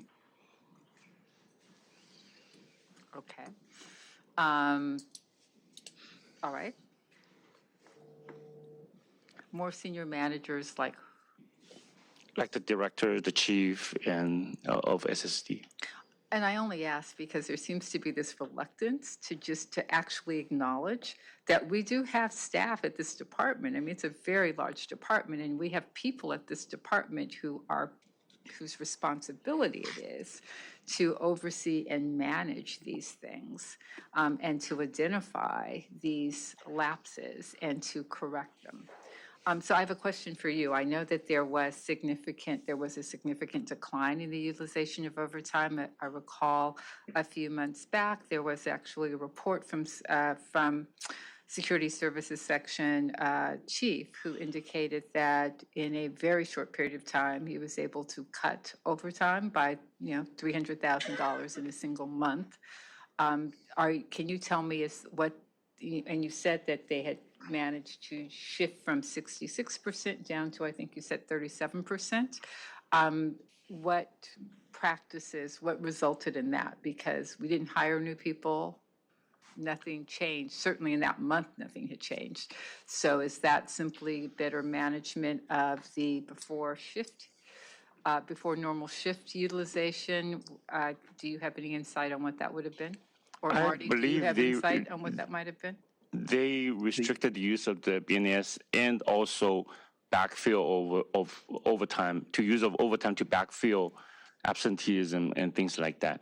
So I don't have the detail because all the cut were done 6 months after our review period ended. Thank you. And I do know that one of the issues of being requested to do additional duties that they always fill with overtime, they automatically, as a service provider, would just accommodate those. And so I do know that they are questioning those now, whether, additional guard duty is required at a certain facility or whether something has to be covered. Aaron, I don't know if you want to add any additional steps that we're taking, but that would reduce overtime coverage by not just feeling that you're obligated to cover everything that was requested. And so, then just- but I don't know if that accounts, how much percent that accounts for. And also, just with respect to the self-reporting of overtime, is that something that you have been aware of? And is that something, do you have I think that that's something that really does demand an immediate. Overtime is always signed off or approved by a supervisor or manager, so it's never so. Apparently not. So I do know there have been times when someone had overtime in their check and they thought something was missing. They may address the timekeeper exactly, but I'm not aware of any time that someone says I worked overtime and then there's not someone in the chain of command to sign off on that. Did you find something completely different than that in this case, or was it just reported after the fact because? Yeah, in the some instances, obviously, when you look at doing $12 to $15 million overtime, there's a lot of overtime hours, and there's 250 people, and there's only one timekeeper. And even though they may get approval, sometimes say, well, we worked two more hours, or we didn't work at all, so the tracking of it is somewhat manual, and a lot of times, people complain, say, hey, I didn't get my overtime. Where's my overtime? Or there were a few instances, basically, people just said, please put this many hours for me, and the timekeeper would just say, agree to that and do it. So we can talk some more in details about those instances, but the cases where someone requested that's not the majority of those cases. Most overtime is always signed off by. That's correct. The majority of it is there is a process for approval and sign off on it. Yes. Okay, well, I'll be interested in understanding better. Right. Yeah. The not just the actual.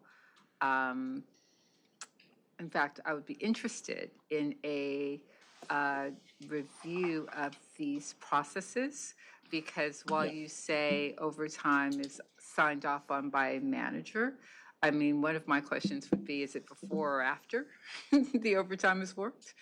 And in talking to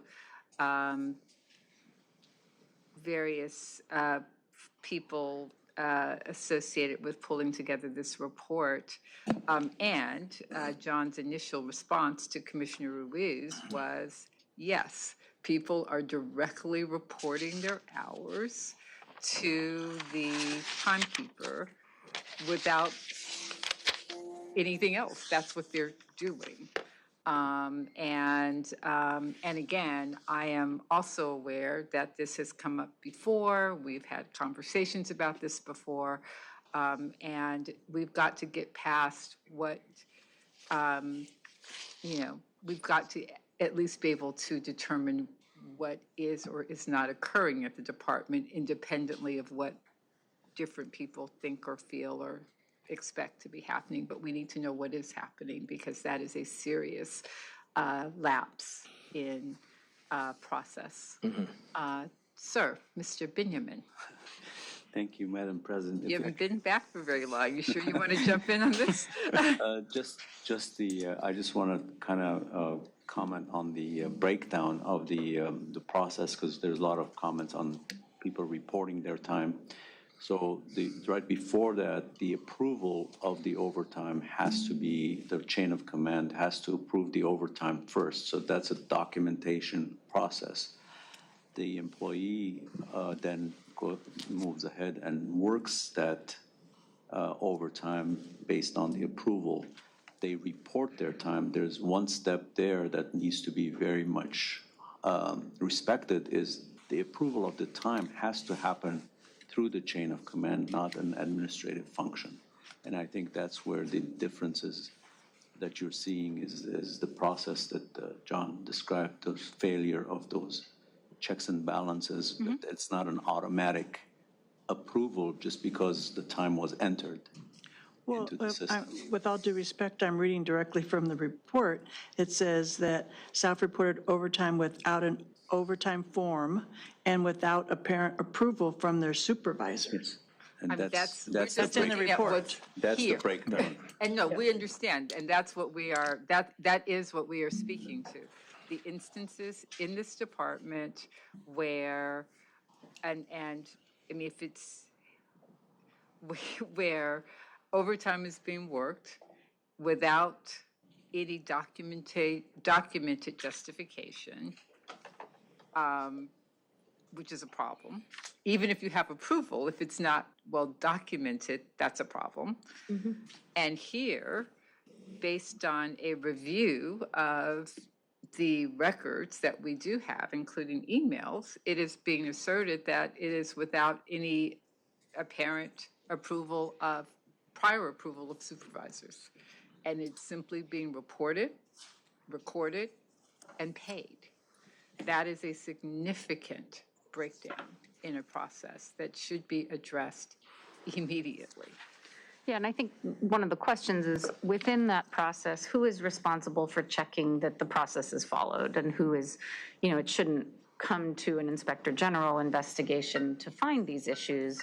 Is there something that could be added or changed within the management process to make sure people are checking these overtime submissions to make sure they followed the process? And I think that's something that would be helpful in a follow-up. Yeah, I think that certainly, Marty, any plan that comes back needs to identify the level of responsibility and the accountability at each level of the organization, because obviously, I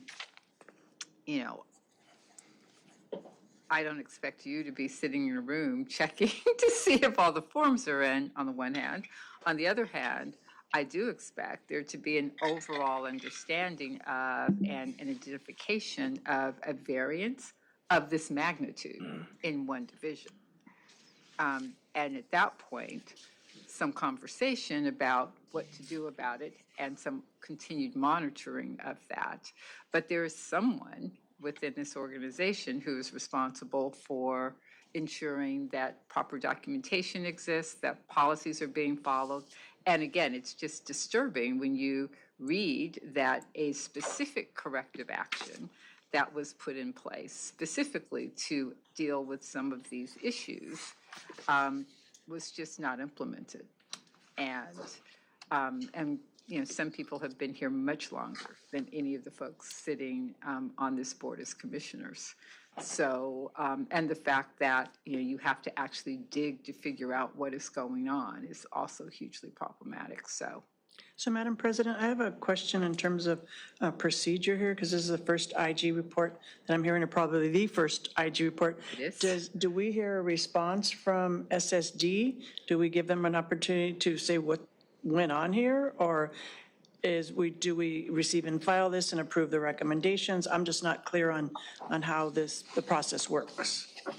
Well, if you have questions and would like to directly address those questions to SSD, those questions would be appropriately addressed through Marty, who has, I think, the director here in the room, and he can certainly ask him to come forward to respond to any questions. So far, he has taken those questions and directed us to Mr. Benjamin. So I'm not certain how Marty wants to. Yeah, we're prepared to answer any questions if you want. And if there's something that we don't have an answer to, we'll certainly bring it back, but we absolutely prepared if you'd like to have any questions. Okay, so there's 10 recommendations that the IG report has indicated. What's the plan for the recommendations? According to the report, it says they have 10 recommendations, and the last one is saying that all this should be done within 6 months. So is that what's happening, or? Chris, you want to come up? Yeah. Thank you for the question. We have responded to the IG's report. We accept all responsibility. I accept responsibility for making this better and fixing this. We do have timelines built in. I'm happy to share this right after this meeting. I can email all of the commissioners. We have a very hardworking management group. I take responsibility for fixing this and looking at this in a way that it can be better managed and understood. The particular thing that you're talking about with the emails is very concerning, but generally what happens on the self-reporting issue, you'll get a security officer who will look at his paycheck and say, hey, I didn't get paid. That's a problem in and of itself, but then going to the timekeeper will not just approve that. They'll go back to our logs, which assigned that person overtime, and that's on a roster every day.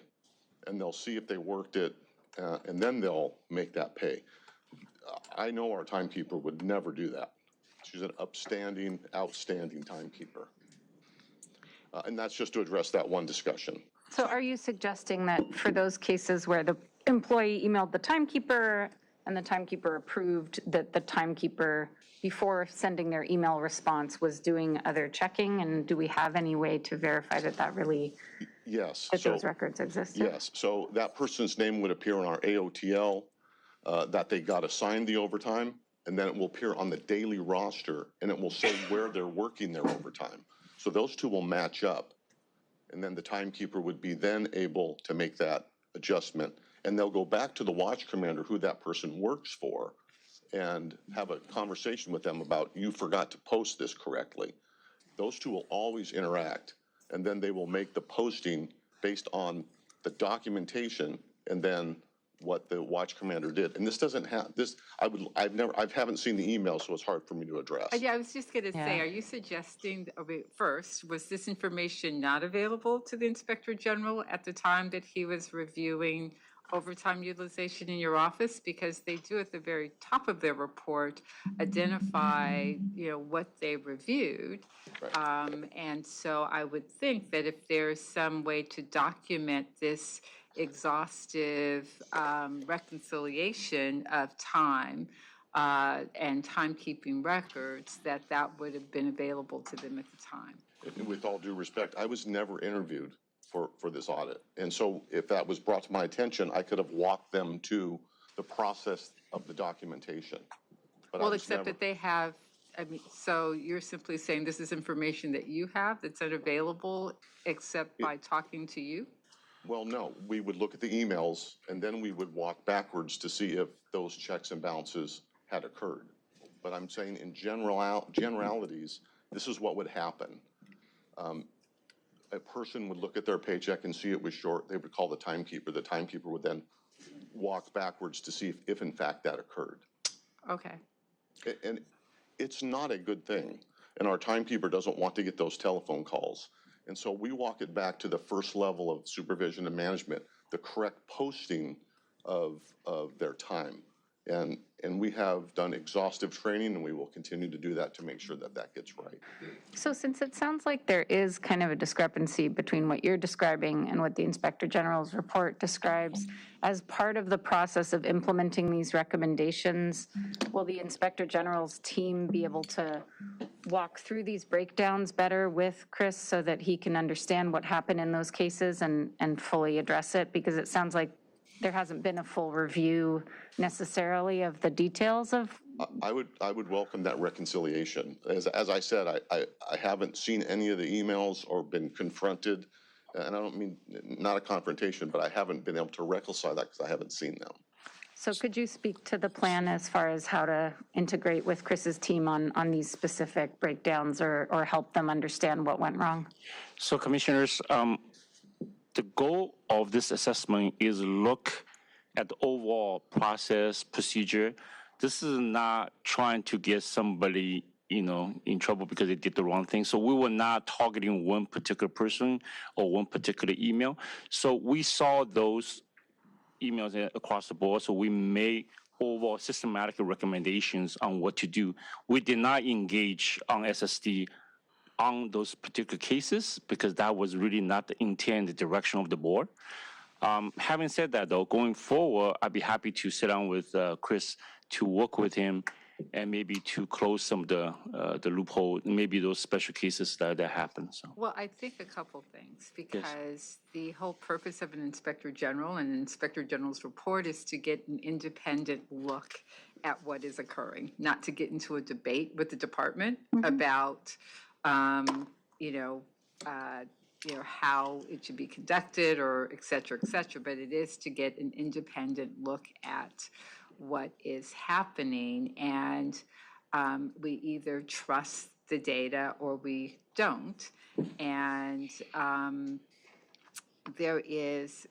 it's very difficult to both say that we're being meticulous about X on the one hand, when on the other hand, over the span of 5 years, we have not been able to close the disparity between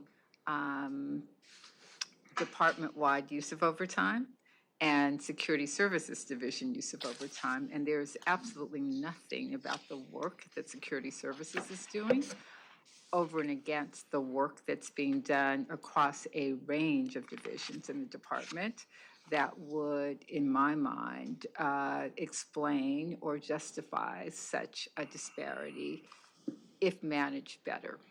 So I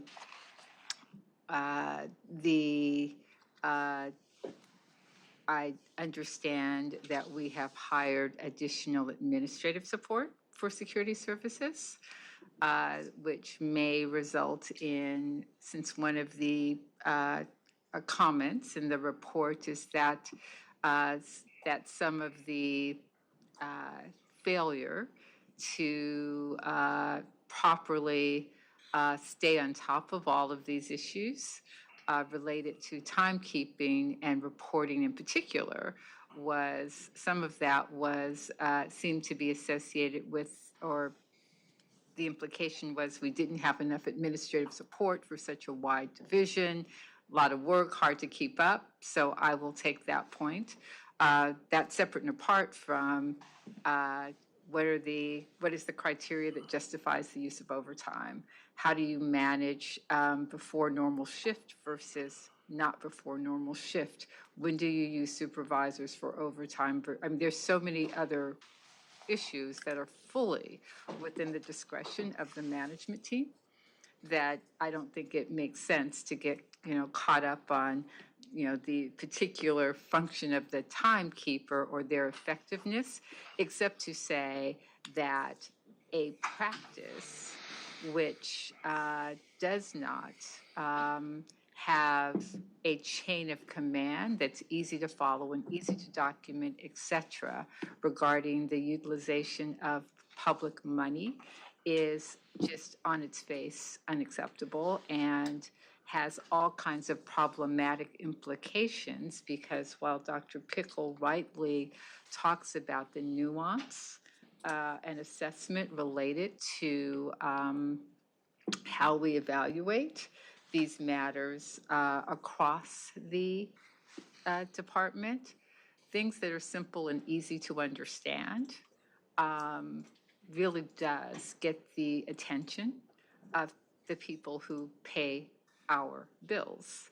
And the lack of confidence that is created when something just doesn't look right and it requires complex explanations does not serve us in terms of, does not serve the department, and frankly is not really fair, again, to the vast majority of the men and women who work here, whose own pride in their work and in their workplace takes a hit when the department takes a hit, especially on what, from my perspective, is an unforced error and can and should be corrected pretty quickly by the folks in charge. Yeah, and just to clarify what I was saying about the emails, I think it sounds like there's some really excellent broad recommendations here. I appreciate the division's commitment to addressing them in a timely way. And my only suggestion was that if there was something, not so much about the individuals in the emails, but if there was something in the process that this report uncovered of where that breakdown occurred that could help you improve the policies, that might be helpful to review. And I'd like to thank the IG for for this very informative report. And to me, the crux of it comes down to recommendation number 1. Develop and document overtime policies for the entire division to ensure consistency and approval, documentation, and justification for overtime. To me, that's the crux of everything. So I haven't seen the response, but so to me, that should be a priority of making sure that those policies are put in place, the documentation, justification. I think that that would eliminate a lot of these issues. And I thank the IG too, but let me also thank you. This changes the way that we are allowed to operate and participate in putting our security officers out. In the past, they weren't put out by security, they were request-based. But this is changing the process where we have input and work more closely with all 3 systems. And so the empowerment came from the inquiry and from the IG's report, and we are now able to use our expertise and say, yes, we should backfill this, or no, we should not backfill this. And those are the savings that you're seeing now. And so this whole process has made us much better. And we started this right after our first board meeting in February. We ran from that meeting and ran and sat and met, and we started cutting back on April 1st. And so we appreciate you having confidence in us to take charge of where security officers are placed. If you didn't know this, we didn't place them in the past. We just responded to requests. And now you have empowered us to make better choices. And that has been since security has been here, not in my 6 years. It was really pushed and run by superintendents and facility managers. But now we are on equal ground because you have empowered that. So I really appreciate that. Thank you. Anything else? No, nothing for me. No, I guess I hear and share your concerns, and I think the fact that the process is not clear and able to be described is part of what needs to be rectified, so it's clear everywhere and easily reportable, and easily visible and understandable by anybody. And I heard a rumor, if you go through the first audit, you get to pick the next person that goes. Is that right? Well, who do you pick? Thank you very much. Thank you. Appreciate it. I take the point that I think I just heard the Director of Security Services, Marty, say that the process was so overly micromanaged that they did not have the discretion to make decisions relative to how they manage their resources. So I assume that will be another area that you're looking into. Absolutely. And I can think of a number of times that I and others have said we need security here, we need security there for a variety of different reasons, valid reasons, but recognizing now that those also drove overtime coverage because there's not people around that don't already have a job being done, and reflecting back on the impacts of those decisions and requests. And I think that it's a much better and thought-out discussion now. Appreciate it.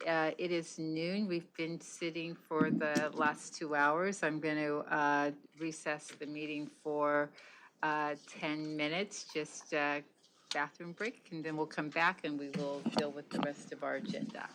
So if we could go on recess, remember your mics are hot. So careful. Thank you.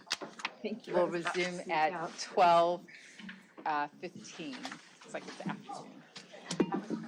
Timing, I was about to sneak out, so I appreciate it. You okay? Yeah. Thank you. We just completed H, correct?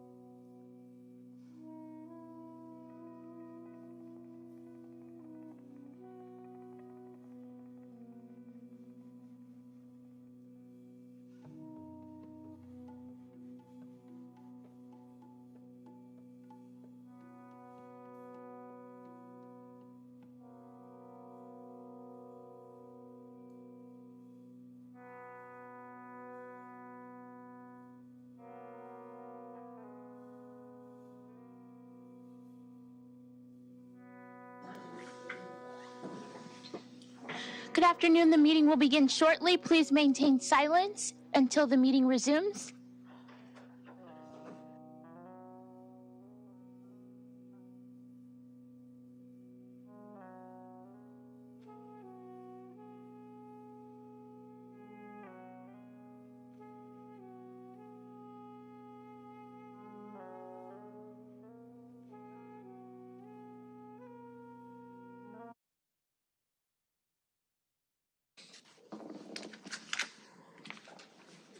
Did he request?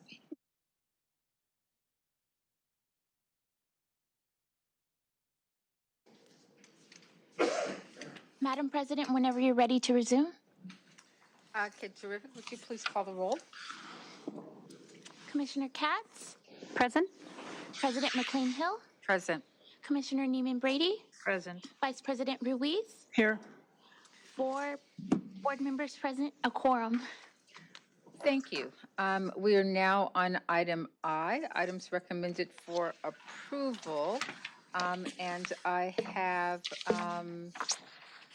M1, which has been called a special by VP Ruiz. Are there any other items that anyone would like to hear special?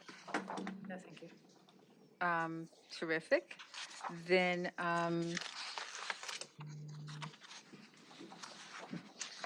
we have items 7 through 9 on our agenda. We got a note that this relates to an items that went before the Personnel Review Committee. We got a note that Mr. Braxton was going to be at the meeting, but not a request to speak. I just wanted to make sure that I wasn't overlooking anything before moving forward. He just walked in. Just walked in.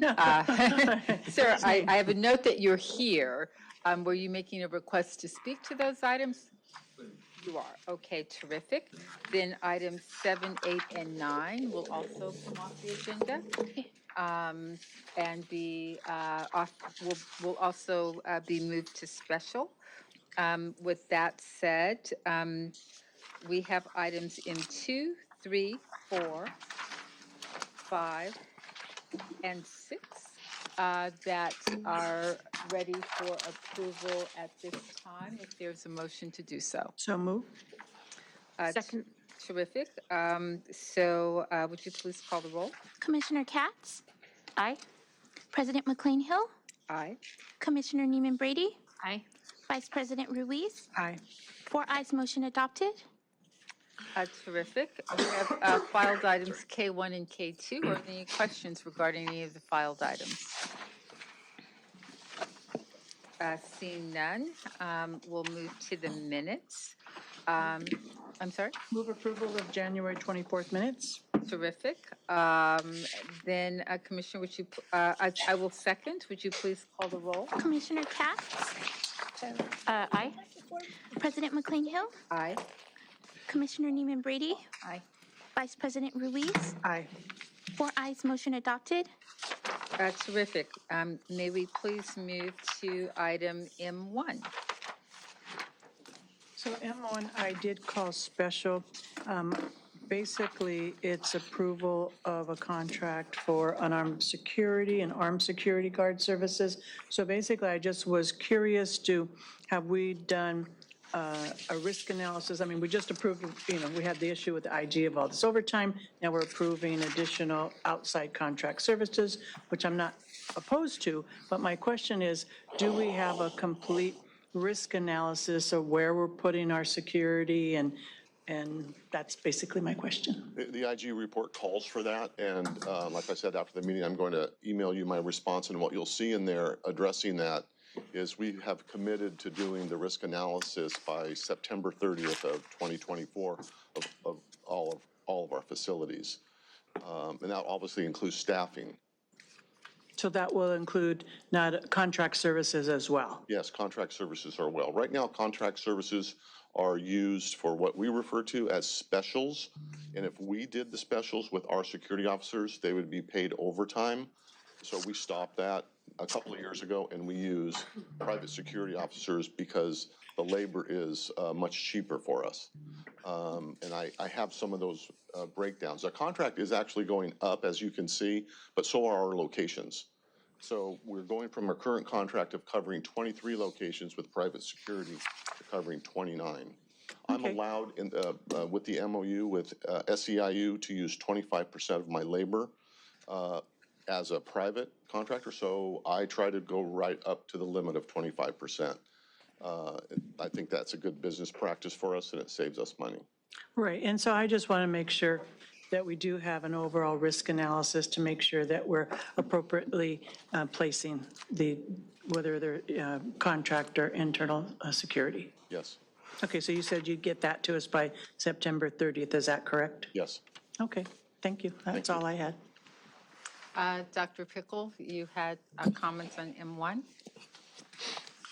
It's already been sufficiently covered. Are there any other questions or comments regarding this particular item? Not at this time. Move approval. All right. Did you have questions? I'm sorry, No, Madam no, President. no, it's fine. It's fine. I do, but it's a short-term, it's an amendment to extend by simply 6 months. Correct. So, given that, I'm prepared to second. Would you call the roll? Commissioner Katz, Aye. President McCLAIN-HILL, Aye. Commissioner Neiman Brady, Aye. Vice President Ruiz. Aye. 4 ayes, motion adopted. Thank you. All right. So we'll then move to item M7.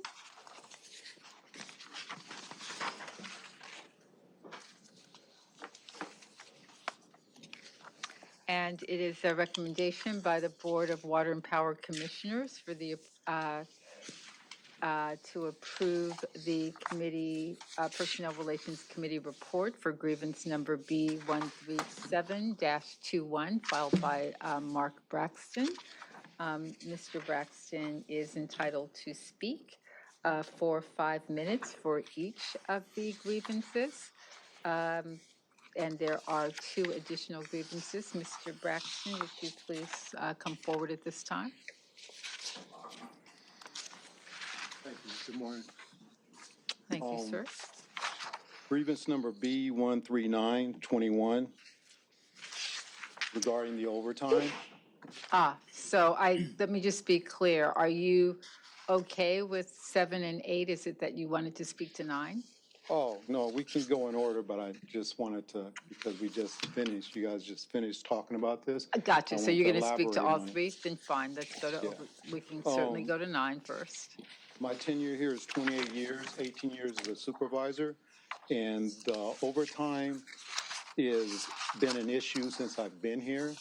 It's conducted poorly, mismanaged and abused. This AOTO sheet that I have right here, can I let you guys see it? Is this just this year of If you how it would give started? it to our board secretary, can one of the secretaries, yes, Matt, can you please, Anna, take that? That would be great. No, Amanda. I thought it was Anna. Great. Basically, that shows us where the overtime is as of this year, 23, and it's going on the same route as prior years. Just make copies. Thank you. My grievance, I gave you guys material evidence that pointed out the inconsistencies and disparities in how overtime is given and conducted in the security department. I just feel, and from what I've seen, it's just no accountability at all. And nobody's like correcting the people that are in charge of making sure that the overtime is conducted and given to fairly using the AOTL. My division managers keep on using specials or bids to give personnel overtime when it should be used and conducted by the AOTL. I filed several grievances prior to this grievance. At this point in time, I choose to self-grieve, and that's how I got here. But this went to the unions, this went to managers, this went to everybody I could talk to that would listen and say, look, there is a problem on how my department is granting overtime out. But nobody's paying attention, or nobody's making the people that are in charge of that department accountable.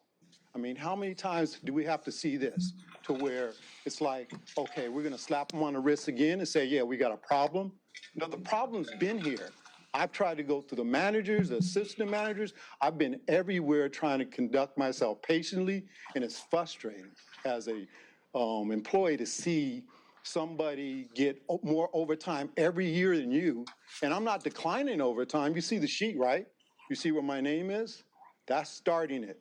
So with that said, I just hope that something's done to correct these deficiencies, and somebody's held accountable in my department, because overall, this is from the top down.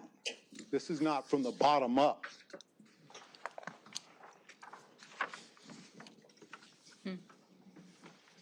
Thank you. Okay.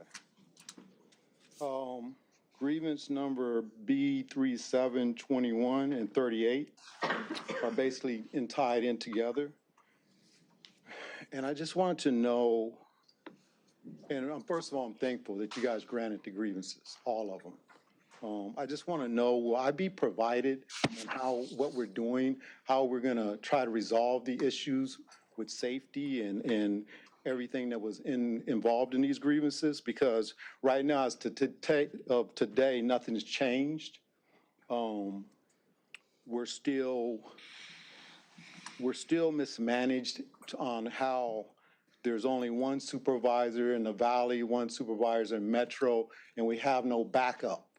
We have nobody that can help us or assist us when we're responding. When I'm responding to the Metro area and I got trespassers, I have to wait for somebody or just try to deal with it by myself, or hope that PD responds in a timely manner.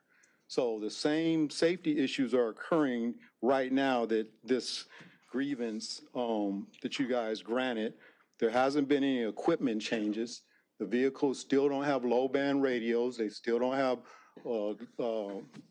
handheld radios with low band frequency. So nothing's changed. So I just want to know, am I going to be provided an update to where we're at in the process of this? Am I able to get this response? Is that your question with respect to both grievances? Yeah. Both remaining grievances? Of these two. Of these two? Yes. I have a question for Marty. Obviously, these came before the Personnel Committee. We reviewed and found in the grievance favor. We were at the time quite concerned about issues related to safety that were raised in the context of this grievance. Assuming the board adopts, because it's not a formal complete item until it is adopted by this board, assuming that the board adopts the grievance, including the recommendations to the department with respect to these grievances, what happens then? So the, besides in addition to the overtime and other issues, when this grievance came through, one of the things we did look at, and I not personally look at, but I asked to be looked at, was the safety issues about sending someone to remote locations alone, what else we could do without a staffing change. As Mark had said, there wouldn't be an extra person to send necessarily. One option would possibly be a job description change where another officer could accommodate a supervisor, but would require someone who's out of their normal post to do something different than what's currently in the job descriptions. But then also where there's technology, if there's ability to do something to protect someone who's working alone. Similar issues exist sometimes in the water and power systems as well, where people go in hillside areas alone by themselves and don't have protection.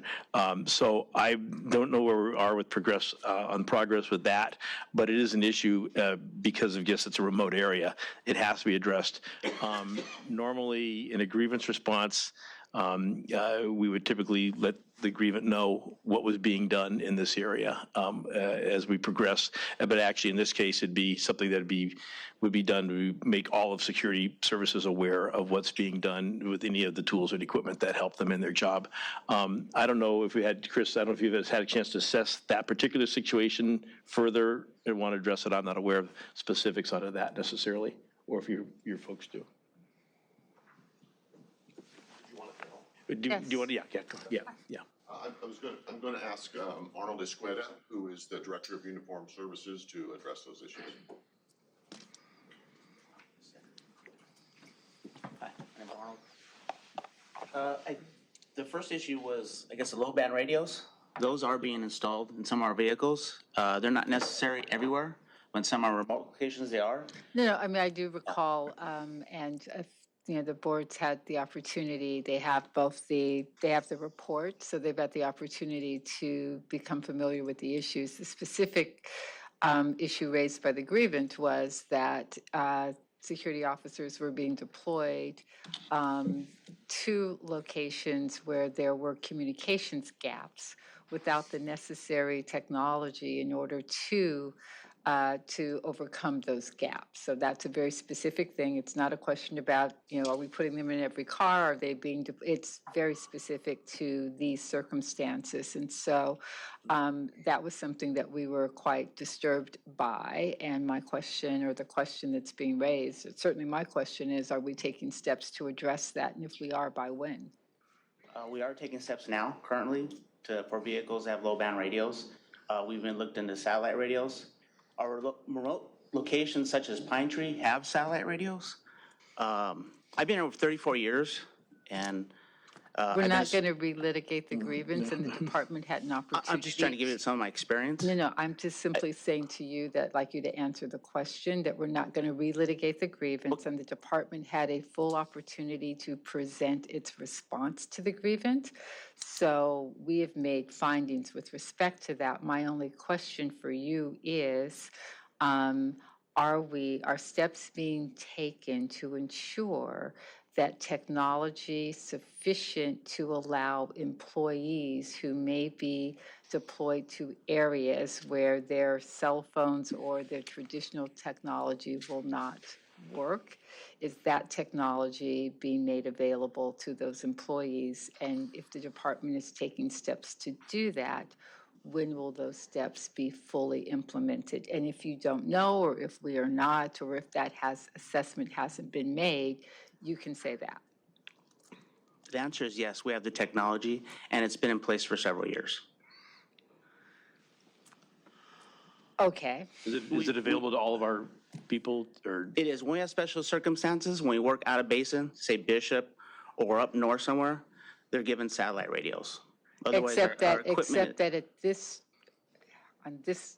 when this grievance presented to personnel, which is why I said I did not want to relitigate this, but when he presented to the Personnel Relations Committee, it was established and agreed to by the department that he did not have the equipment that was necessary to allow him to communicate. So I don't know if you were there or not there, I don't recall. I do know that your supervisors were there, and they acknowledged that he was not properly equipped at that time, that while we do have this technology, that he did not have it, and that he was deployed without it.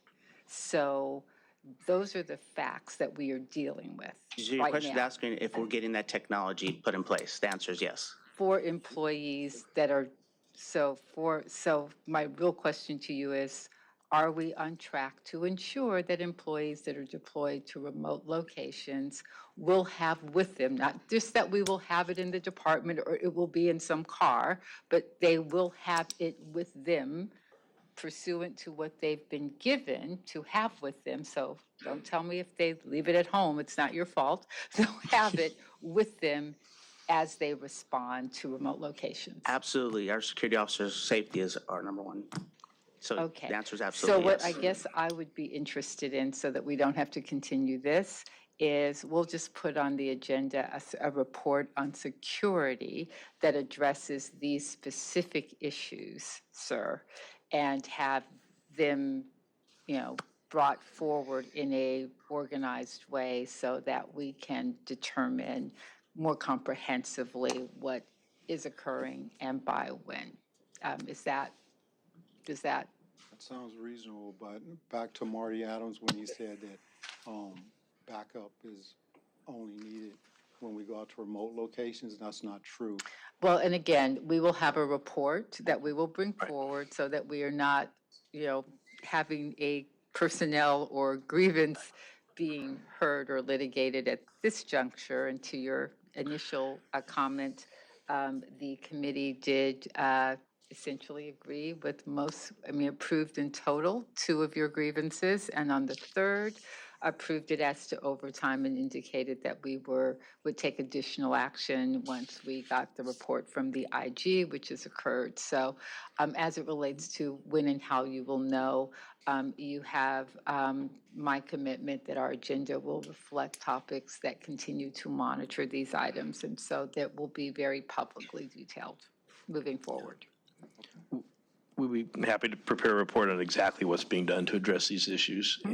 And with your permission, we might expand that just a little bit. Yes, because, absolutely. People working alone has been a longstanding concern, and it's even more so now than it ever was. And so I think just addressing that topic and making sure that that we have good measures being taken and that the board agrees with what we think is appropriate. And I think that's very important because it's really, we are in a very difficult position to publicly acknowledge that there are safety concerns regarding certain practices, and to not then take the next step to address those practices. Yes. So we will hear those in an upcoming hearing. So thank you.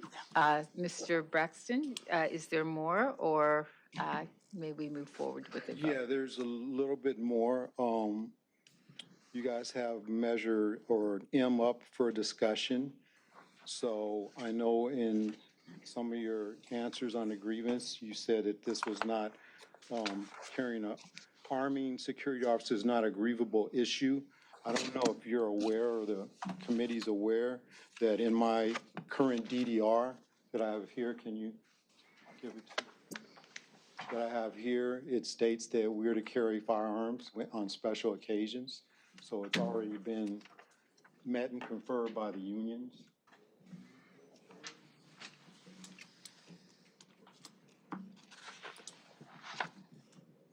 And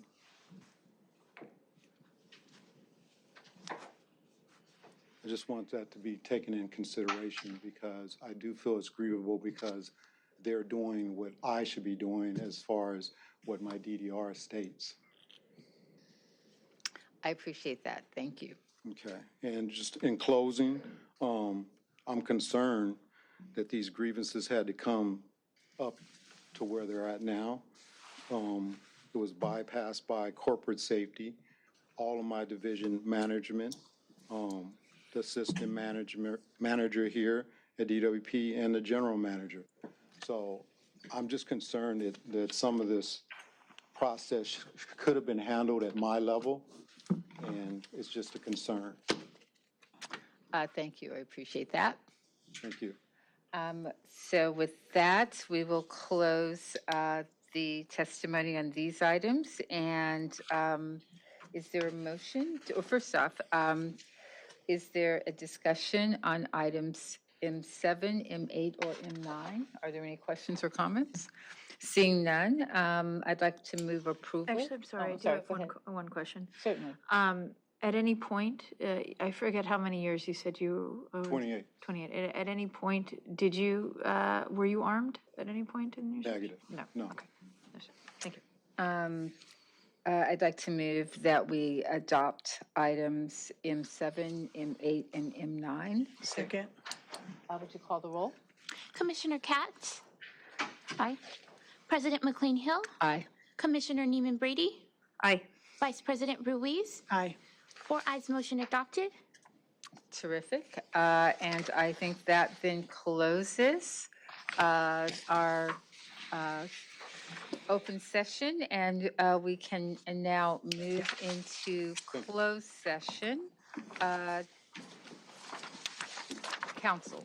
The board shall recess into closed session for a conference with legal counsel on the items listed in section N. The board shall publicly report any action taken in closed session and the vote or abstention of every member present thereon in accordance with section 54957.1 of the California Government Code. Okay, thank you. Our mics are still hot, so be aware.